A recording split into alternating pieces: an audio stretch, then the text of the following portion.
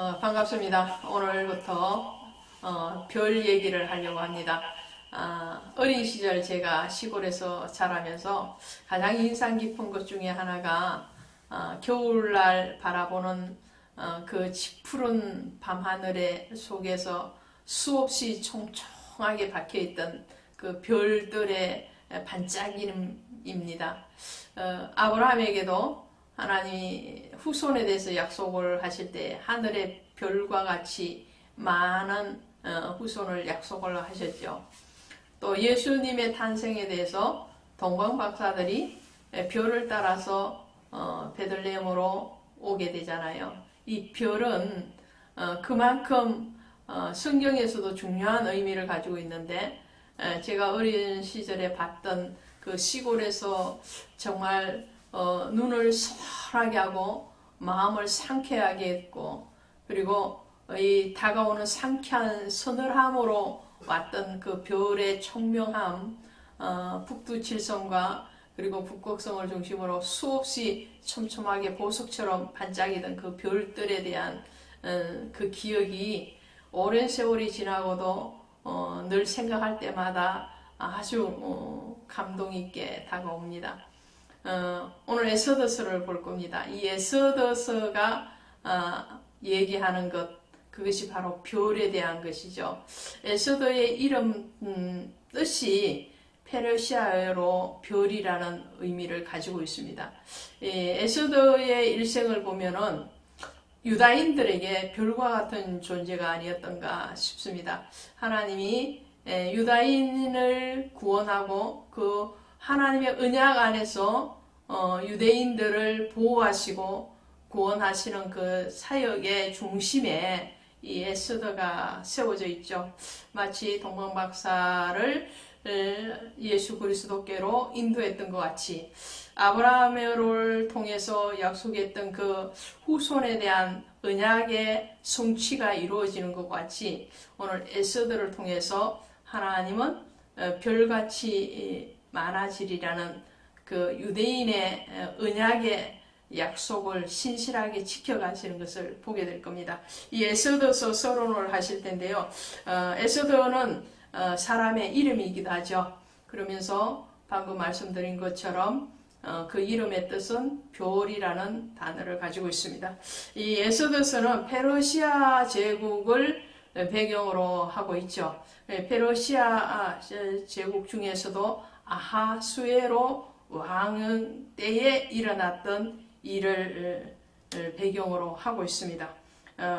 이 아하수에로 왕과 에스더서에 등장하는 인물들을 보면 아하수에로 왕과 에스더 그리고 모르드게와 하만이죠. 아하수에로 왕과 모르드게 사이의 어떤 관점, 그리고 또 하만과 모르드게의 어떤 관점을 보면 하나님의 은혜가 정말 긴밀하게 유기적으로 움직여서 하나님의 구원사를 완성시키는 것을 보게 되죠. 이 아하수에로 왕을 먼저 보면요, 이 아하수에로 왕은 어떤 사람인가 하니까요, 페르시아의 4대 네 번째 왕인데요. 이 아하수에로 왕의 아버지가 에스라서 6장에 나오는 다리오 왕 1세입니다. 이 에스라를 통해서 이 다리오 왕이 성전 건축을 재개하게 되죠. 성전 건축 학계와 수룹바벨을 통해서 성전 건축을 시작을 했으나 중단이 되죠. 이방인들의 방해로 인해서 그 중단된 공사를 다시 과거의 왕실의 문서를 기초로 해서 다시 재개하게끔 허락한 왕이 바로 아하수에로 왕의 아버지였던 다리오 왕입니다. 그것이 에스라 6장에 기록되어 있습니다.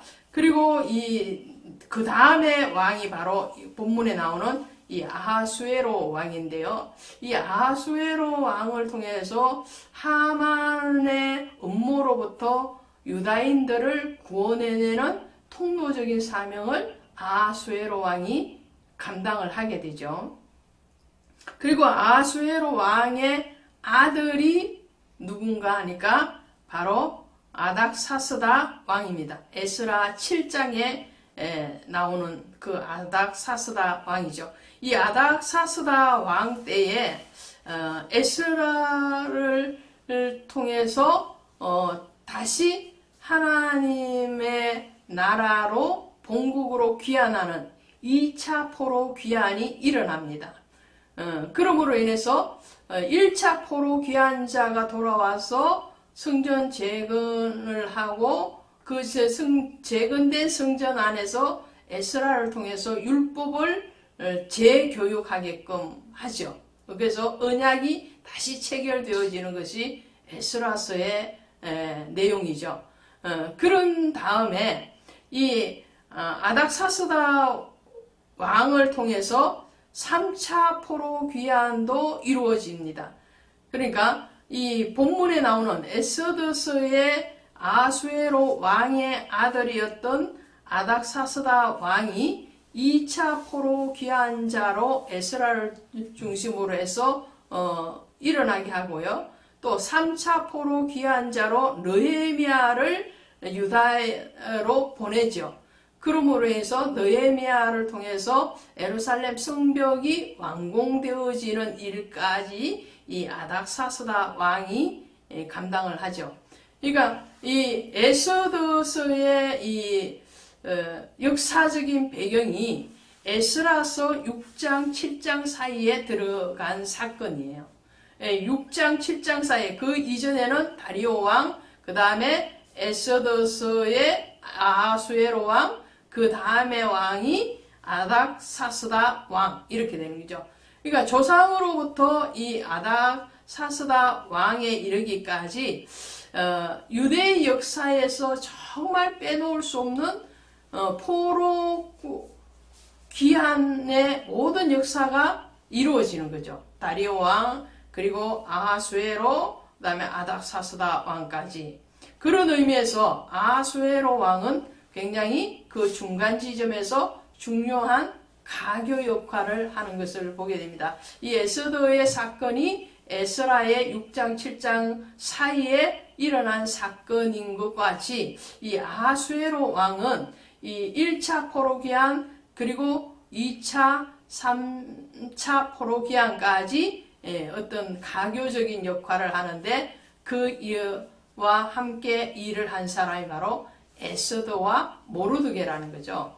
이 모르드게와 에스더를 통해서 하나님은 하나님의 언약이 유다로 돌아온 포로 귀환자뿐만 아니라 유다로 돌아오지 않고 페르시아에 머물러 있는 유대인들에게도 그 언약은 신실하게 계속적으로 지켜져 가고 있다는 것을 말씀을 합니다. 이 말씀은 무슨 말일까요? 오늘 성도들이 어디에 있든지, 그죠? 그야말로 초막이나 궁궐이나 어디에 있든지 그리스도와 함께 있다는 거죠. 내가 그리스도 안에 들어가지 않는 것이 않는 그런 현상인 것 같으나 우리가 자원해서 믿음 안으로 뛰어든 것이 아니고 믿음을 우리에게 선물로 줘서 우리가 구원을 받은 것과 같이 오늘 하나님의 자녀가 스스로 하나님을 찾아서 갈 수는 없죠. 근데 하나님이 우리를 지키시고 우리에게 오셨다는 거죠. 거기에 대해서 에스더서가 말을 하고 있는 것을 보게 됩니다. 그래서 포로 귀환의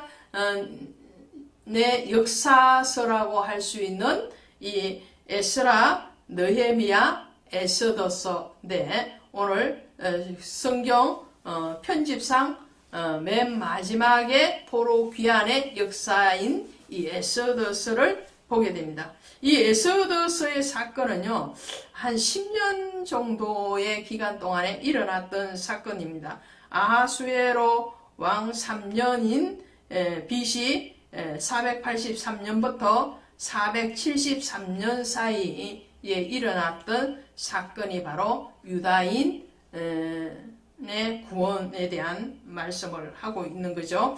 이 포로 귀환의 약속은 에레미야 선지자를 통해서 70년 만에 다시 돌아오리라고 했던 에레미야서 29장 10절의 말씀의 성취라고 할 수 있겠습니다. 이 에스더서의 기록자는 무명의 유대인입니다. 유다의 역사에 대해서도 잘 알고 페르시아의 문명에 대해서도 잘 알고 있는 이름 없는 저자가 바로 에스더서를 기록했을 것이다 라는 겁니다. 수신자는 누구겠어요? 수신자는 1차적으로는 메데바사에 그대로 머물고 있는 포로 귀환으로 돌아오지 않는 유다인들입니다. 2차 수신자들은 포로 귀환으로 돌아왔으나 아직 예루살렘에서 정말 다시 하나님의 언약에 대한 확신의 결여가 있는 그런 유다인들을 향한 책이라고 할 수 있습니다. 주제는 하나님의 신실한 언약 가운데서 유다인들이 하만의 음모로부터 보호를 받고 구원을 받음으로 제정된 부림절에 대해서 기록하고 있습니다. 기록 시기는 BC 464년과 435년 사이 근간에 이루어졌을 것이다 라는 것이 정설입니다. 그러면 에스더가 다른 책에 비해 다른 성경에 비하여서 특별한 특징, 그죠? 에스더만의 특징은 무엇일까? 라는 거예요. 에스더서 안에는요, 언약, 그리고 제사, 율법, 또 성전, 이런 구약에서 정말 중요한 요소죠. 성전을 중심으로 제사가 이루어지고 그리고 그 성전 안에서 반포되어지는 율법, 그 율법을 통한 하나님의 언약, 약속, 이런 것들이 표현적으로 나타나지 않습니다. 심지어 기도에 대해서도 기도했다 이런 단어가 없어요. 다만 유추할 뿐이죠. 예를 들면 에스더가 왕 앞에 나아가기 전에 금식을 하잖아요. 그 금식은 단순히 음식을 섭지 않는 금식일 뿐만 아니라 유대인들에게서 금식은 반드시 기도가 따라갔거든요. 기도했을 것이다. 이런 것이지 우리가 유추해서 에스더가 기도하며 금식했다. 기도를 삽입해서 생각을 하는 거예요. 유추하는 거죠.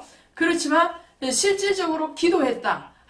혹은 하나님의 율법이 이렇다 저렇다 그것을 가르쳤거나 들었다. 이런 말이 없어요. 제사를 드렸다. 성전에서 모였다. 이런 말이 없어요. 물론 페르시아를 배경으로 하고 있기 때문에 페르시아 안에서 하나님을 예배하거나 하나님의 성전에 간다는 것은 극히 드문 일이겠죠. 그렇지만 그러함에도 불구하고 좀 전에 제가 말씀드렸죠. 우리가 하나님께로 찾아가거나 하나님을 예배하는 그 거룩한 처소에 가지 않는다 할지라도 하나님은 우리에게 먼저 성전 대신 그분이 우리에게 오심이 되죠. 그래서 예수 그리스도가 우리 안에 계심으로 우리가 하나님의 성전 되어지는 거죠. 그런 역사가 오늘 에스더서를 통해서 우리에게 가르쳐 주고 있는 거죠. 또 하나의 특징은 뭐냐면요. 이 에스더서 안에는 여호와 하나님에 대한 하나님의 호칭이 한 번도 일어나지 않는다는 거예요. 이것은 아가서도 똑같습니다. 아가서에도 한 번도 하나님이라는 말이 등장하지 않죠. 그러함에도 불구하고 성경에 들어온 것은 성경의 66권의 정경으로 채택되어진 것은 그 내면에 흐르는 그들의 어떤 언어나 행동 그 모든 것들에서 하나님을 전제로 하고 있기 때문에 그래서 성경의 정경에 넣기에도 조금도 어색하지 않다, 다르다라는 것을 말씀을 드리겠습니다. 이 엑소더스는 자 10장까지 있는데요. 1장부터 4장까지는 위기에 처한 유다인에 대해서 말을 합니다. 그리고 5장부터 10장까지는 유다인들의 구원과 부림절에 대해서 기록하고 있습니다. 자, 오늘 엑소더서 서론에 대해서 살펴봤습니다. 다음 시간에 1장부터 다시 차근차근 은혜를 나누도록 하겠습니다. 고맙습니다. 할렐루야, 반갑습니다. 자, 오늘 엑소더서 1장 가도록 합니다. 1장 늘 중요하다, 그렇게 말씀드렸죠. 1장을 보면 전체가 보인다라고 말씀을 드렸습니다. 자, 1장에 가시면 이 일은 아하수에로 왕 때에 있었던 일이니. 자, 아하수에로 왕에 대해서는 지난 서론 시간에 제가 설명을 드렸죠. 다시 한번 말씀드리면 이 아하수에로는 페르시아의 4대 왕입니다. BC 486년부터 465년 동안 약 21년이죠. 21년 동안 재위했던 왕입니다. 그 중에서 아하수에로 왕 몇 년째요? 제3년에 그랬으니까 BC 483년부터 있었던 일이죠. 그 일들에 대해서 기록하고 있는데 이 아하수에로가 있었던 궁궐은 수상궁입니다. 수상궁. 페르시아는 워낙에 광범한 지역을 다스리고 있었기 때문에 궁궐이 하나 있었던 것이 아니고 4개나 있었다고 그래요. 그래서 계절별로 왕이 그처럼 옮겨 다니면서 나라를 다스리는데 이 수상궁은 여름 궁전이었다고 그러죠. 바벨론, 그 다음에 앙메다, 수상궁, 그 다음에 페르세폴리스라는 곳에 궁궐이 각각 있었다고 합니다. 지금 1장 1절에서 말을 하는 것은 시기, 아하수에로 왕 때, 그리고 장소, 수상궁, 한정적이죠. 엑소더는 굉장히 포괄적인 것을 다스리는 것이 아니고 지금 다루는 것이 아니고 아주 한정된 공간 안에서 이루어진 일, 그 일들을 통해서 하나님은 한 가지 일을 통해서 뭐라고요? 모든 것을 다 설명하고 계시는 거죠. 이를테면 예수 그리스도의 십자가 사건을 통해서 그 속에 하나님의 사랑, 하나님의 구원하심, 하나님의 진노, 하나님의 모든 심판, 이 모든 것이 다 들어가 있잖아요.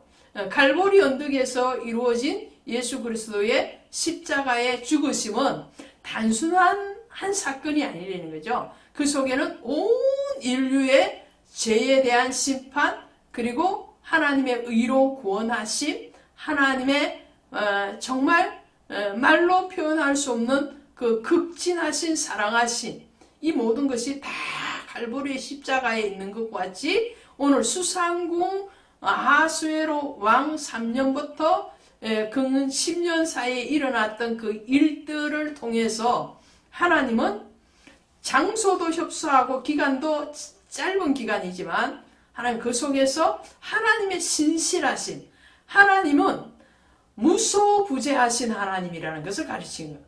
하나님은 유다 나라 예루살렘 성전에만 계시는 하나님이 아니다는 거죠. 우리가 한정하는 그 하나님이 아니시다. 하나님은 어디에나 계시는 무소부재하시는 하나님, 그리고 이방 나라의 왕이었지만 하나님의 주권 안에 있다라는 것. 하나님의 역사하심은 유대의 역사에만 개입하시는 분이 아니고 온 인류의 역사에 개입하시는 역사의 주관자가 되신다는 것을 엑소더서 1장 1절 안에서 지금 말씀하고 계시는 거예요. 할렐루야.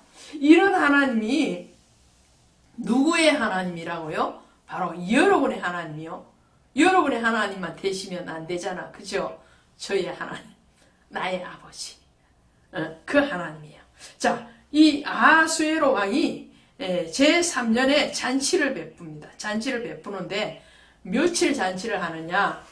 오늘 보니까 180일 동안 3, 68, 약 6개월이죠. 6개월 동안 매일 지방의 모든 관료들을 불러 모아놓고 마셔라, 부어라, 부어라, 마셔라 하는 거예요. 이러면은 이 나라 꼴이 어떻게 되는 거예요? 네, 여러분 그 나라 꼴을 걱정하실 필요 없어요. 왜냐? 그 나라 꼴 하나님이 움직이고 계시니까. 할렐루야. 지금 우리나라가 내년에 3월 달에 대통령 선거 있죠.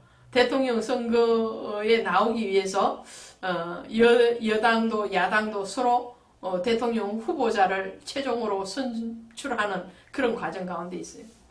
이 야당을 봐도 여당을 봐도 나라 꼴이 이래서 어떻게 그 꼴 걱정하실 거 없다니까요. 왜요? 하나님의 주관 안에 있을 테니까. 우리는 그걸 믿는 거예요. 하나님은 우리 한 사람 한 사람을 주관하실 뿐만 아니라 온 인류의 역사를 주관하시는 하나님. 오늘 아하수에로 왕이요 6개월 동안 잔치를 해요. 우리 보기에는 이 성경만 보시면 이 보세요. 왕궁 후원들에서 7일 동안 잔치를 백색, 녹색, 청색 휘장을 자색하는 배줄로 대리석, 기둥, 금고리, 은고리 너무 화려하게 표현을 하고 있어요. 이러면 나라 꼴이 어떻게 될 것인가? 라는 걱정이 나오고요. 도대체 뭐 한다고 6개월 동안 먹고 마시고 하는 거야? 뭐 한다고가 있는 거예요. 뭐 하는 거예요? 역사적으로 보면 아하수에로 왕이요. BC 483년에 지금 오늘 본문 1장의 내용인데요. 근데 이로부터 2년이 지난 481년 그리고 좀 더 있어서 479년 두 번에 걸쳐서 그리스와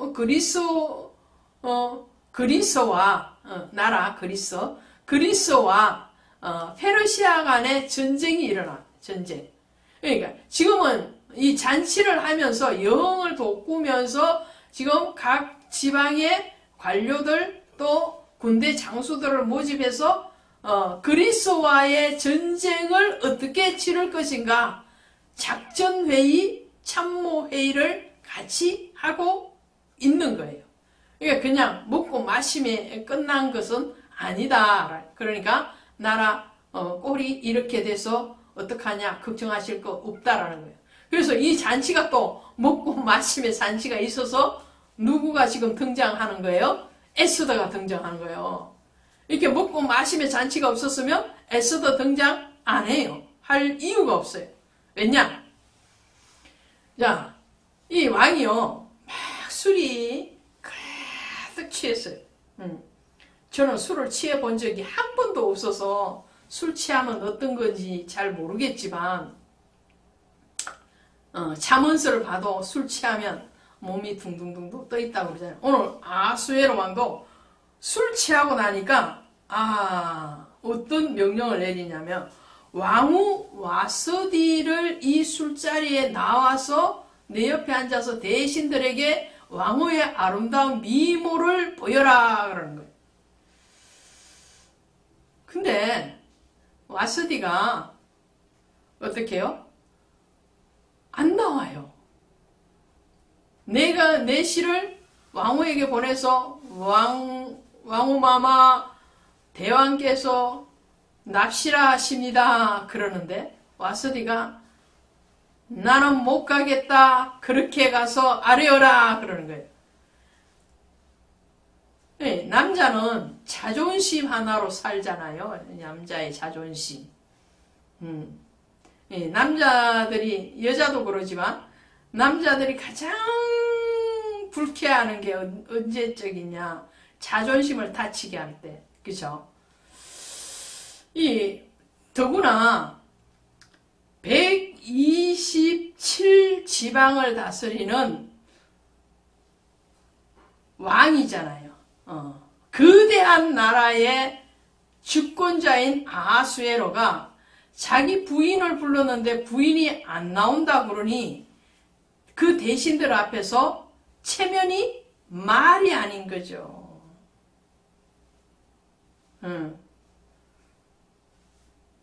이 술이 가득 차서 불러내니 무례하게 불러낸 거죠. 아무리 왕이지만 왕이기 전에 남편이잖아요.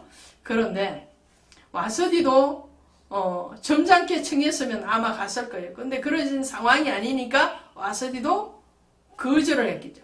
이 청하는 것도 거절하는 것도 하나님의 주권. 그죠? 자, 이걸 보면서 저는 성경을 보면서 두 가지가 생각이 났어요. 하나는 성경에 나오는 누가복음 16장에 나오는 부자와 나사로가 떠올랐어요. 부자도 어떻게 해요? 호화로이 연락했다. 잔치 베풀었잖아요. 여러 날을 자색 옷을 입고 호화롭게 그냥 부어라 마셔라 다 했어요. 근데 그 부자의 상에서 떨어지는 부스러기를 구하는 나사로가 있었어요. 오늘 이 아하수에로 왕이 부자였다면 그 떨어지는 부스러기를 구하는 자가 누구냐면 곧 등장할 모르드게죠. 또 한 가지가 떠올랐어요. 또 한 가지는 우리의 역사에 있는 바보 온달과 평강공주예요. 이 바보 온달은 그야말로 바보잖아요. 재능을 드러내지를 못하는 거죠. 그냥 다른 사람들에게 손가락질 받는. 그런데 누구를 아내를 맞이하면서 평강공주를 아내로 맞이하면서 이 평강공주가 바보 온달을 갈고 닦습니다. 그래서 장원급제 시키고요. 부마로서 또 나라를 지키는 장군으로서의 역할을 하게끔 우뚝 세워놓죠. 이 아하수에로의 이런 통치 방식 혹은 그의 언행을 보면 이 아하수에로는 굉장히 대신들로부터 존경받지 못하는 자리에 있어. 그런데 누구가 아내가 되면서 에스더가 아내가 되면서 아하수에로를 다듬어 갑니다. 그가 정말 치명적인 하나님 앞에 빌라도와 같은 잘못을 저지를 수 있는 그 순간을 에스더가 커버를 해서 어떻게 해요? 오히려 하나님의 대적자인 하만을 멸하고 모르드게와 에스더를 비롯한 유다인들을 구원하는 구원의 통로적인 사명을 감당하게 하는 것이 바로 에스더의 역할이었죠. 자, 오늘 그렇다 치고요. 자, 그렇게 해서 이 아하수에로의 이 잔치로 인해서 와서디는 폐위되고 그 대신에 에스더가 등장을 하게 됩니다. 오늘 하나님의 주권은 전체적인 온 인류를 향한 주권일 뿐만 아니라 한 왕실, 한 개인에 이르기까지 하나님의 손길이 미치지 아니하는 곳이 없다라는 것을 에스더서 1장은 우리에게 교훈하고 있습니다. 고맙습니다.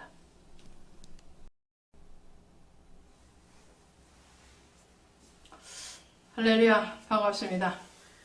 오늘 에스더서 2장 가도록 합니다. 2장에 오시니까 이제 본격적으로 에스더가 등장을 하게 되는데요.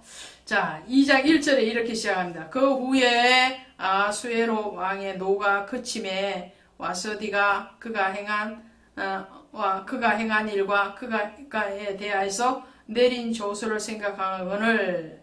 자, 그 후에가 언제? 잔치 후에 와서디를 폐위시키고 난 뒤에 이미 폐위는 어떻게 해요? 1장에서 일어나 버렸어요. 술 취한 상태에서 자존심을 막 꺾었던 그 와서디에 대해서 간신들의 말에 쑥 들어가서 어떻게 해요? 와서디의 왕위를 폐위시키는 그 일은 이미 1장에서 마무리 돼버렸어요. 그리고 난 뒤에 와서디를 폐위시키고 난 뒤에 아하수에로 왕이 어떻게 해요? 술이 깬 거예요. 정신이 든 거예요. 술을 깨고 나서 보니까 오호 이거 뭐야? 내가 조강지처를 버렸네? 이렇게 되는 거예요. 그러니까 후회가 왔을까요? 안 왔을까요? 당연히 후회가 왔겠죠. 근데 돌이키지 못하도록 누가 일을 해요? 이 대신들이 자기들이 와서디를 폐위시키라고 주청을 드렸잖아요. 근데 다시 복귀가 되면 어떻게 해요? 이 복귀된 왕후가 폐위를 주청했던 그 대신들을 가만히 안 두겠죠.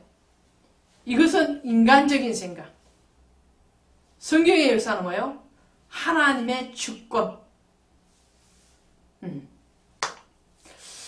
자, 하나님은요, 이 이후에 일어날 역사에 대해서도 하나님은 아시고 계시는, 다시 말씀드리면, 하만이 어떠하게 유다인들을 멸하기로 작정을 하고 있을지 하나님은 이미 통찰하고 계시는 거죠.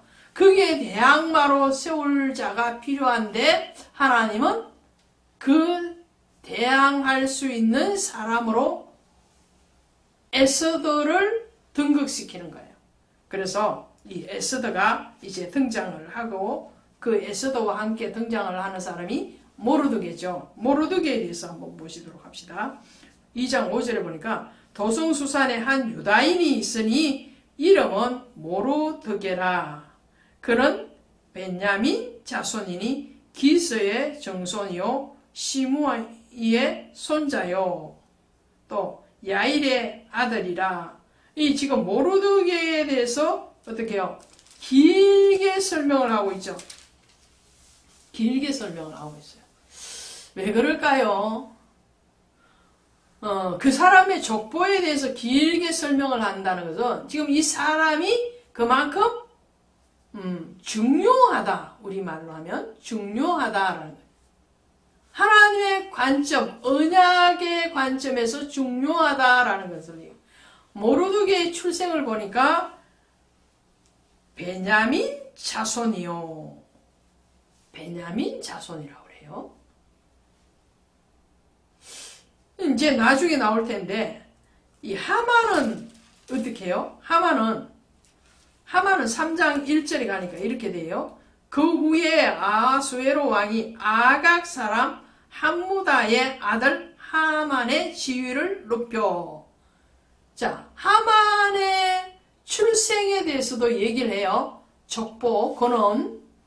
하만의 권원을 쫓아가니까 어디 사람? 아각 사람. 이 아각 사람이라는 것은 더 거슬러 올라가면 뭐냐면 아말렉 족속이에요. 아말렉 족속. 자, 이제 여러분 기억을 더듬으셔서 생각을 해봅니다. 베냐민 지파 중에서 구약에서 중요한 인물이 있죠. 지금은 에스더서가 구약이기 때문에 구약에서 찾아봅니다. 역사서니까. 역사적으로 베냐민 지파에서 중요한 사람 누구였어요? 사울이죠. 사울. 이스라엘의 초대 왕이었던 사울. 그죠? 그러면 아말렉 족속 아각 왕이 생각이 나야 되겠죠? 왜 그렇습니까? 사울이 왕으로 등극을 하고 난 뒤에 아말렉 족속 아각과 전투가 일어났죠. 하나님 허락하신 전투였어요. 그때에 하나님은 아말렉을 진멸하라고 그래요. 진멸. 싹 없애라는 거예요. 어린 나이에 이르기까지 싹 없애고 거기에서 아무것도 너를 위해서 취하지 말라고 그랬어요. 사울 왕에게. 근데 사울 왕이 아말렉과의 전쟁에서 하나님이 사울의 편을 들어주시니까 아말렉을 쳐서 이겼어요. 이겼는데 그 다음이 문제죠. 이기게 하신 것은 하나님의 약속이었어요. 근데 사울은 하나님과의 언약을 파괴해버립니다. 그 파괴한 것이 뭐냐면 아각 왕을 살려뒀죠. 그리고 아각으로 아말렉 족속과 싸워서 빼앗은 살찐 짐승들을 다 숨겨뒀죠. 자기를 위해서요. 물론 핑계는 있었습니다. 하나님 앞에 제물로 드리기 위해서 그랬다. 그거는 사무엘에게 들켰을 때에 헐렁뚱땅 된 핑계였고요. 또 하나님은 그런 제물을 받지 않으시길 원하셨거든요. 하나님의 제물은 뭐냐면 그 당시에서 아말렉을 완전 진멸하는 것이 하나님에 대한 충성이요 신앙이요 하나님에 대한 최고의 예물이었습니다. 오늘 너희 몸과 마음을 내게 드리라고 말씀해요. 하나님은 아각 왕이나 아말렉에서 빼앗은 살찐 순념소를 요구하시는 것이 아니고 오늘 우리 마음과 몸을 원하시는 거거든요. 그런데 사울은 그것을 하지 못했던 거죠. 그래서 사무엘을 통해서 이 사울이 왕으로서 실격당했다라는 것을 통보받게 됩니다. 그러니까 역사적으로 보면은 이 사울의 출생이었던 베냐민 지파에게 있어서 이 아각의 자손들은 원수인 거죠. 너 때문에 우리가 왕의 자리에서 쫓겨났다라는 거죠. 그런 역사적인 대립을 이루는 이 두 사람이 지금 등장을 하는 거예요. 그래서 이 모르드게의 사촌 동생이 누구냐니까 에스더입니다. 자, 왕후를 다시 간택을 해야 되는데 오늘 모르드게는 사촌 동생인 에스더를 내보내죠. 그러면서 얘기합니다. 너가 유다인이라는 것은 말을 하지 말아라. 왜요? 유다인은 아직 물론 페르시아가 정치적으로 속국을 다스릴 때에 완전 억압하고 통제하고 그러지는 않았어요. 다른 이방 나라에 비해서 종교의 일정한 자유도 줬고 거주의 자유도 줬고 심지어 관직에 오를 수 있는, 그래서 느헤미야도 높은 관직이 있었고요. 에스라도 높은 관직을 가지고 있었죠. 페르시아에서. 그렇다 할지라도 왕후의 자리에 오른다는 것은 또 다른 문제예요. 신하가 높은 관직을 가지는 것과 왕후의 자리는 다른 거죠. 왜냐? 왕후가 낳는 자식은 앞으로 어떤 순위를 가지는가요? 그 다음에 왕이 될 수 있는 그런 자식이 되는 거죠. 그래서 왕후는 왕과 버금가는 그런 지위를 가지기 때문에 아무리 관대한 페르시아라 할지라도 유다 속국에서 왕비를 후궁이 아닌 왕비로 간택을 하고자 하는 왕은 없었겠죠. 그러니까 모르드게는 이 에스더의 출생에 대해서는 숨기게 합니다. 이것이 지혜로움이죠. 자, 그렇게 해서 2장에서 그래서 어떻게 해요? 16절에 보니까 1년 동안 12달이니까 1년이잖아요. 1년 동안 이 에스더가 왕후가 되기 위한 교육을 궁궐에서 신부 교육을 받는 거죠. 받고 난 뒤에 16절 보시니까 아하수에로 왕의 제7년 10월 곧 데베월에 에스더가 왕궁에 인도되어 들어가서 왕 앞에 나가니, 그 다음에 17절에 왕이 그의 머리에 관을 세우고 와서디를 대신하여 왕으로 삼은 후에 왕이 크게 잔치를 베푸니, 이는 에스더를 위한 잔치라. 할렐루야. 에스더를 위한 잔치를 하나님이 배설을 하시는 거예요. 자, 아하수에로 왕 제7년, 그러니까 BC 479년에 에스더가 왕으로 등극을 합니다. 이때가 와서디를 왕후에서 폐위시키고 난 뒤에 그리스와의 전쟁에서 출전했다가 막 돌아왔던 그 시점입니다. 그 시점에 아하수에로는 두 번째 왕후인 에스더를 맞이하고 하나님은 이 에스더와 모르드게를 등장시키고 하나님의 구원의 잔치를 지금 열어가시는 것을 보게 됩니다. 이것이 바로 2장의 내용인데 2장 21절에 보니까 모르드게가 대궐 문에 앉았을 때 문을 지키던 왕의 내시 빅단과 데레스 두 사람이 원한을 품고 아하수의 왕을 암살하는 음모를 꾸미는 것을 모르드게가 알고 왕후 에스더에게 알리니 에스더가 모르드게의 이름으로 왕께 아뢰니라. 자, 이제 복선을 깔아놨어요.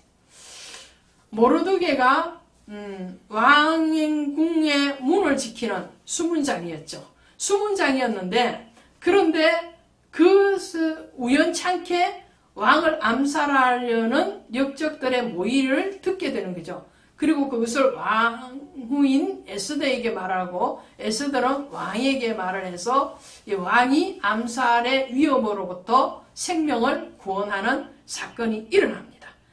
이 일에 대해서 어떻게 해요? 아하수에는 왕은 기가 막히게도 모르드게에 대해서 상을 내리지 않습니다. 이 어쩐 일일까요? 하나님의 계획하심이죠.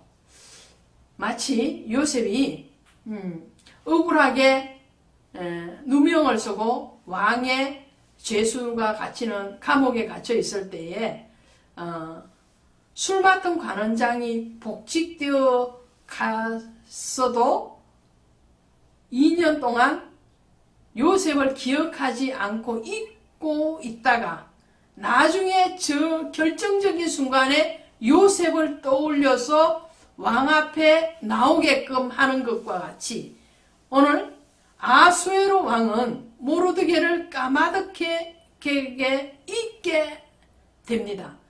잊게 하시는 하나님. 때로는 저와 여러분의 충성에 대해서 헌신에 대해서 하나님은 모른 척 하시고 계실 때도 있습니다. 마치 제자들과 함께 배를 타고 갈릴리 호수를 건너가실 때 풍랑이 막 쳐서 올 때도 예수님은 고물을 베시고 주무시는 것 같이 그렇게 보이실 때도 있습니다. 그러나 주님은 주무시지 않아야 하셨습니다. 때에 일어나시고 파도를 잔잔케 하셨고 요셉을 등극시키셨고 모르드게를 하나님의 그 은혜 안으로 끌어들여 오실 것입니다. 그것을 기대하시기 바랍니다. 고맙습니다.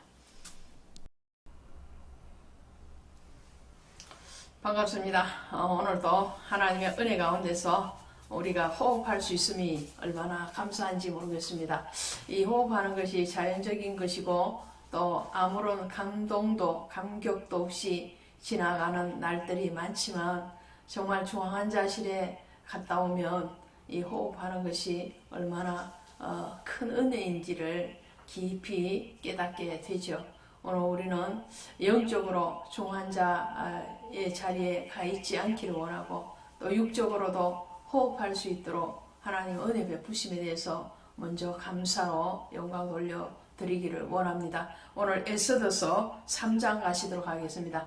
에스더서 3장에 오시면 이 하만이 지위가 높아져서 그의 권세가 얼마나 막강한지 또 그 권세를 이용해서 악인의 권세는 어떻게 믿는 자를 핍박하고 고난으로 몰고 가는지에 대해서 말씀을 하고 있습니다. 3장 1절 가시면 그 후에 아하수에로 왕이 아각 사람 함무다의 아들 하만의 지위를 높여 그렇게 되어 있습니다. 이 하만의 지위를 높여서 왕 다음의 자리에 오르게 하죠. 뿐만 아니라 이 하각에 대해서 왕은 명령을 내려서 모든 백성들이 이 하만 앞에 절을 하고 무릎을 꿇게 했습니다. 여기에 대해서 모르드게가 대항을 하는 겁니다. 모르드게가 하만에게 무릎을 꿇지 않고 절을 하지 않는 것으로 인해서 이 하만의 미움을 받게 됩니다. 개인적인 미움뿐만이 아니라 이 하만은 모르드게가 유다인이라는 것을 빌미로 해서 유다인을 쳐내려고 지금 계획을 짜게 되죠.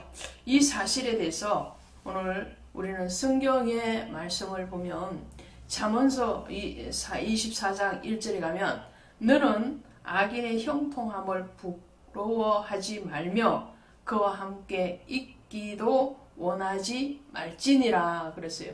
우리는 악인이 잘되고 정말 부와 권세를 누리는 그 자리에 있으면 부러워합니다. 부러워하는 차원을 지나서 그 사람과 짝짓기를 어떻게 하면은 줄을 서서 그 사람과 긴밀한 관계를 유지할 것인가에 대해서 고민을 하고 달려가는 그런 우를 범할 때도 있죠. 거기에 대해서 하나님은 경고하신 거예요. 악인의 형통함을 부러워하지 말아라 그럽니다. 이 하만의 형통함, 그의 권세에 대해서 모르드게는 부러워하지도 않고 그에게 가까이 가려고 하지도 않습니다. 오히려 모르드게는 하만에게 무릎 꿇지도 또 절하지도 않으함으로 말미암아서 하만의 미움의 대상이 되고 말죠. 이것은 모르드게의 신앙의 절개라 할 수 있습니다. 이 하만에게 무릎 꿇지 않고 절하지 않는 것은 이 하만이 속한 민족, 아각 사람이라고 그랬죠. 이 아각 사람은 바로 아말렉 족속이죠. 이 아말렉 족속은 출애굽기 17장에 가면 이스라엘 백성들이 출애굽을 해서 최초의 이방인과의 전쟁이 누구와의 전쟁이었냐니까 아말렉과의 전쟁이었습니다. 그때 모세는 산에 가서 두 손을 들고 기도를 하고 여호수아는 군대 장수로서 앞장서서 나가서 싸움을 하죠. 근데 모세의 손이 자꾸 내려올 때에 이 여호수아는 밀리게 되고 아말렉은 승리를 하게 됩니다. 반대로 모세의 손이 번쩍 세워져 있을 때는 아말렉을 이기게 됩니다. 그 현상을 보고 있던 아론과 훌이 모세의 손이 내려오지 않도록 양쪽에서 찾고 있는 것을 보게 됩니다. 오늘 이 하만이 그 아말렉 족속이라는 거예요. 그 아말렉 족속을 치는 데 있어서 지금 모르드게 혼자의 힘으로는 안 되는 거죠. 여호수아 혼자서도 또 아니면 모세 혼자서도 아말렉과 이길 수가 없는 거죠.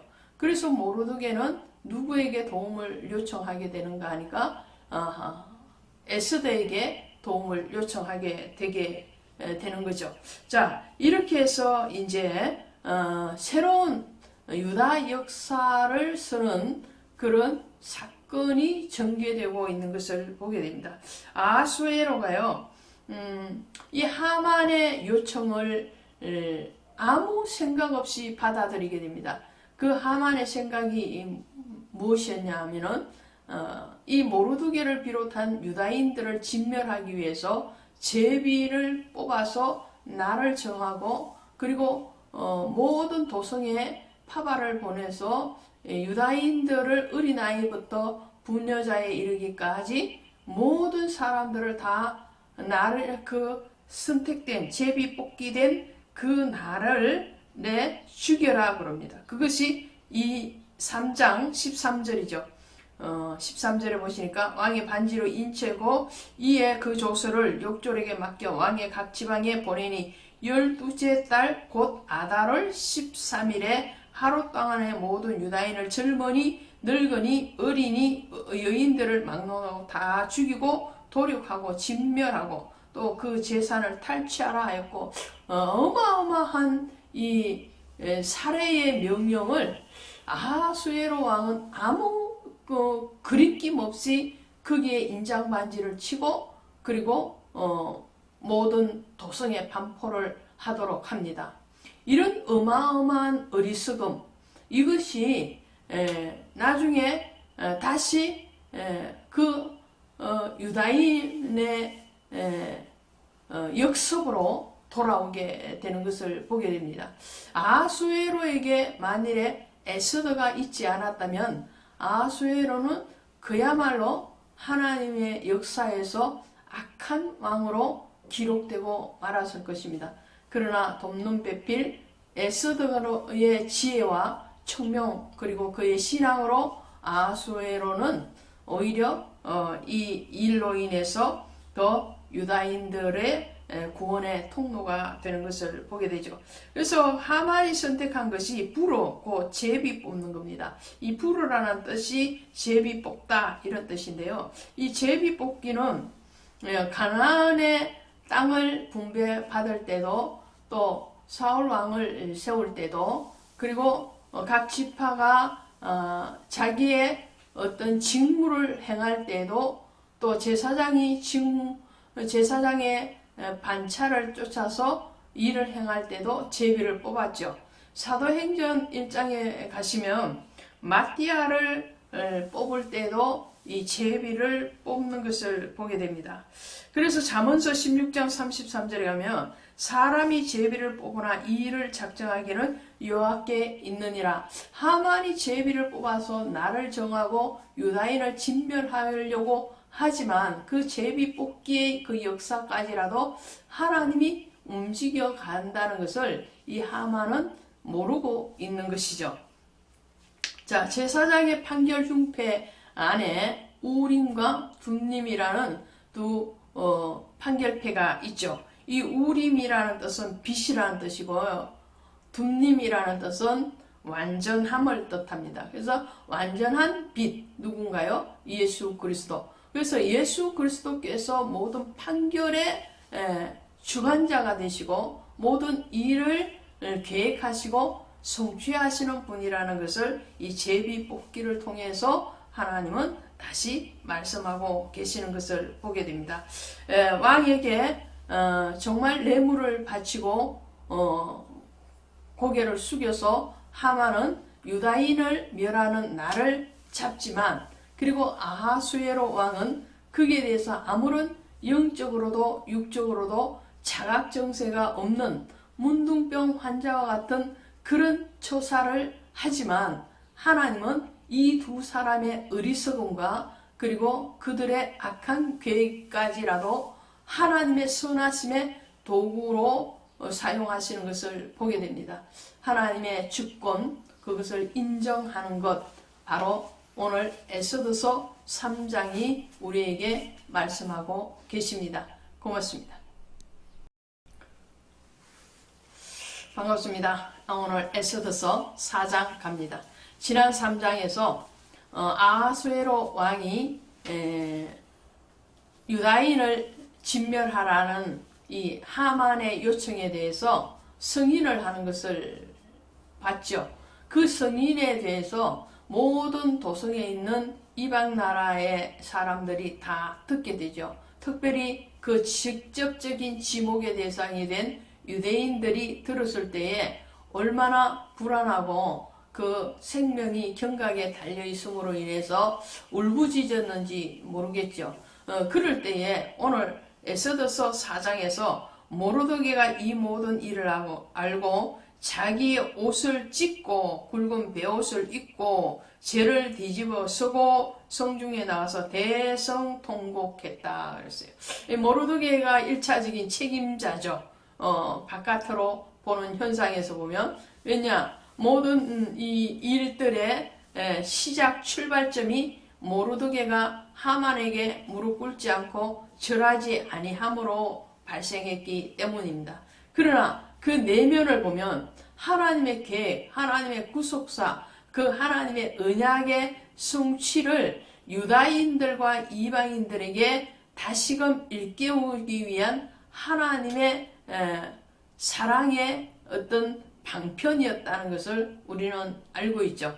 모르드게가 이 유다 백성들을 위해서 그리고 자신의 어떤 허물에 대해서 무릎을 꿇고 회개할 뿐만 아니라 몸을 낮추고 그리고 옷을 찢고 대성통곡을 합니다. 이 현상에 대해서 에스더가 듣게 되죠. 그 에스더가 듣게 된 것에 대해서 에스더가 이 모르드게에게 옷을 보내고 그리고 위로하고 그가 정상적인 옷을 입고 다시 근무의 자리에 세워지기를 원합니다. 그러나 모르드게는 그렇게 하지를 않습니다. 오히려 모르드게는 뭐라고 말을 하느냐 하니까 이 에스더에게 요청을 하죠. 13절에 보시니까 모르드게가 그를 시켜 에스더에게 대답하되 너는 왕궁에 있으니 모든 유다인 중에 홀로 목숨을 건지리라 생각하지 말라. 이때에 내가 만일 잠잠하며 말이 없으면 유다인은 다른 데로 말미암아 노임과 구원을 얻으려니와 너와 내 아버지 집은 멸망하리라. 내가 왕후의 자리를 얻은 것이 이때를 위함이 아닌지 누가 알겠느냐. 자, 아말렉과의 전투에서 모세를 협력했던 아론과 훌 그리고 전쟁에 직접적으로 나가서 진두 지휘했던 여호수아가 있었기 때문에 하나님이 아말렉을 진멸하는 일에 완전한 승리를 이룬 것 같이 오늘 하나님의 사람 모르드게와 에스더를 통해서 하나님은 영원한 진멸의 대상이었던 이 아말렉의 후손이었던 하만을 하나님은 징계하시기로 작정하는데 그 일들을 모르드게가 에스더에게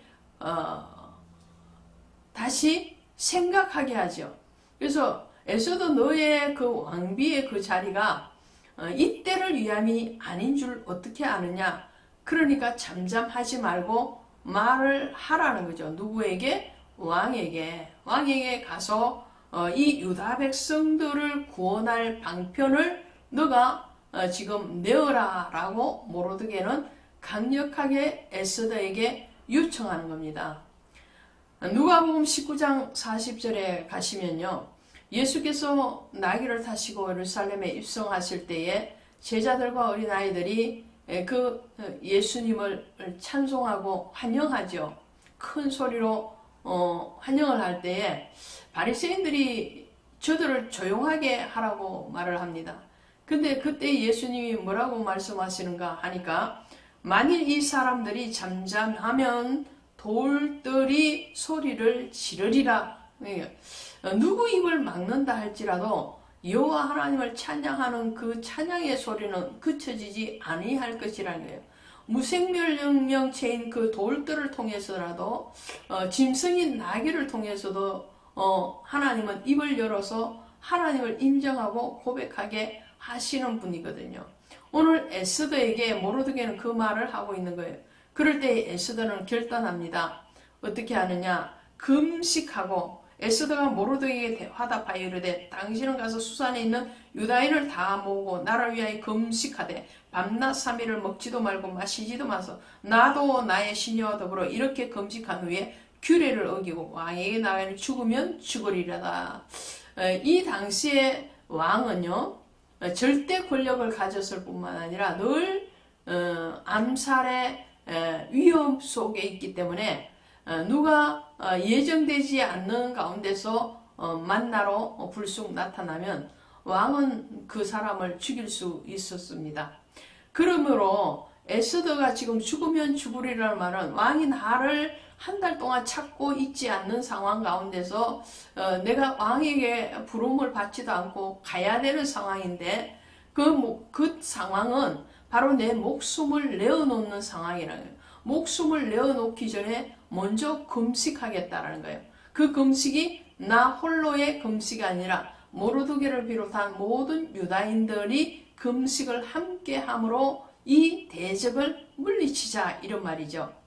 하나님이 기뻐하는 금식에 대해서 이사야서 58장 6절 7절에 가면 이렇게 되어 있습니다. 나의 기뻐하는 금식은 흉악의 결박을 풀어주며 멍에의 줄을 끌어주며 압제당하는 자를 자유케 하며 모든 멍에를 끊는 것이 아니냐.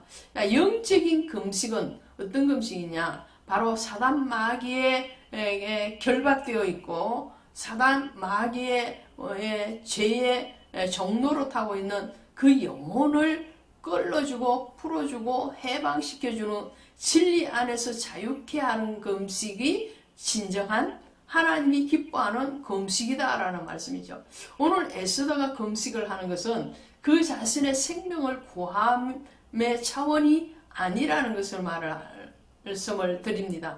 에스더의 금식, 모르드게의 이 회개하고 통회하고 자복하는 이 소리는 그 자신들의 생명뿐만 아니라 전 유다인들의 생명을 구원하고자 하는 영혼 구원의 금식이요, 또한 기도요, 부르짖음이라는 것이죠. 그럴 때 하나님이 그 금식을 들으시고 그 기도를 들으시고 그의 모든 애통함에 대해서 응답하시는 것을 보게 됩니다. 죄에 대해서 애통하는 자는 어떻게 하나님의 위로를 받을 것이요. 자, 계시록 2장 10절에 가면 내가 죽도록 충성하라. 그리하면 내가 생명의 면류관을 내게 주리라 말씀을. 오늘 에스더와 모르드게가 죽도록 주님 앞에 순종하고 충성했을 때에 그들에게는 하늘의 별과 같은 면류관이 씌워진 것을 보게 됩니다. 오늘 그 자리의 주인공이 바로 여러분이 되시기를 바랍니다. 고맙습니다. 감사합니다. 날마다 그리스도 안에서 폭폭을 맞춰서 간다는 것은 얼마나 행복한 동행인지 모르겠습니다.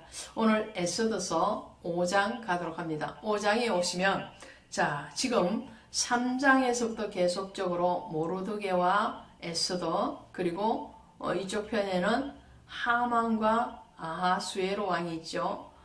그들의 어떤 보이지 않는 영적인 이 결투가 지금 이루어지고 있는 거예요. 예. 둘 다 지금 영적으로 삿발을 잡고 실험을 하고 있는 거예요. 누가 먼저 넘어뜨리기를 하느냐. 실험의 경기를 보다 보면요, 정말 두 사람이 삿발을 잡고 넘어뜨릴 때 그냥 삿발 잡자마자 훅 넘어뜨리는 게 아니고 막 빙글빙글 돌죠. 서로 기회를 보고. 자, 오늘 그 장면이 5장의 장면이에요. 제3일에 에스더가 왕후의 예복을 입고 왕궁 안뜰 곳 어전만. 자, 지난 4장에서 에스더가 모르드게의 편지를 받고 그리고 유다인의 그 위급한 상황에 대해서 알고 난 뒤에 에스더가 결단을 하죠. 내가 3일 동안 금식을 하고 그리고 죽으면 죽으리라는 각오로 왕 앞에 나가겠다 그랬죠. 그래서 3일이 지금 지난 거예요. 3일 동안 에스더와 모르드게 그리고 유다인들이 함께 금식했겠죠. 그리고 금식하고 난 뒤에 결단하고 에스더가 왕 앞에 부름을 받지 않았음에도 불구하고 나아갑니다. 근데 하나님의 정말 기가 막히는 그 역사가 지금 아하수에로 왕이요, 에스더가 아무런 예고 없이 자기 앞에 나오는데 금홀을 내미는 거예요. 이 금홀이 뭘까요? 이 금홀, 이 홀은 왕의 지팡이라는 뜻이죠. 유다에게 하나님이 모세를 통해서 예언을 주실 때에 어떻게요? 홀이 떠나지 아니하겠다 그죠?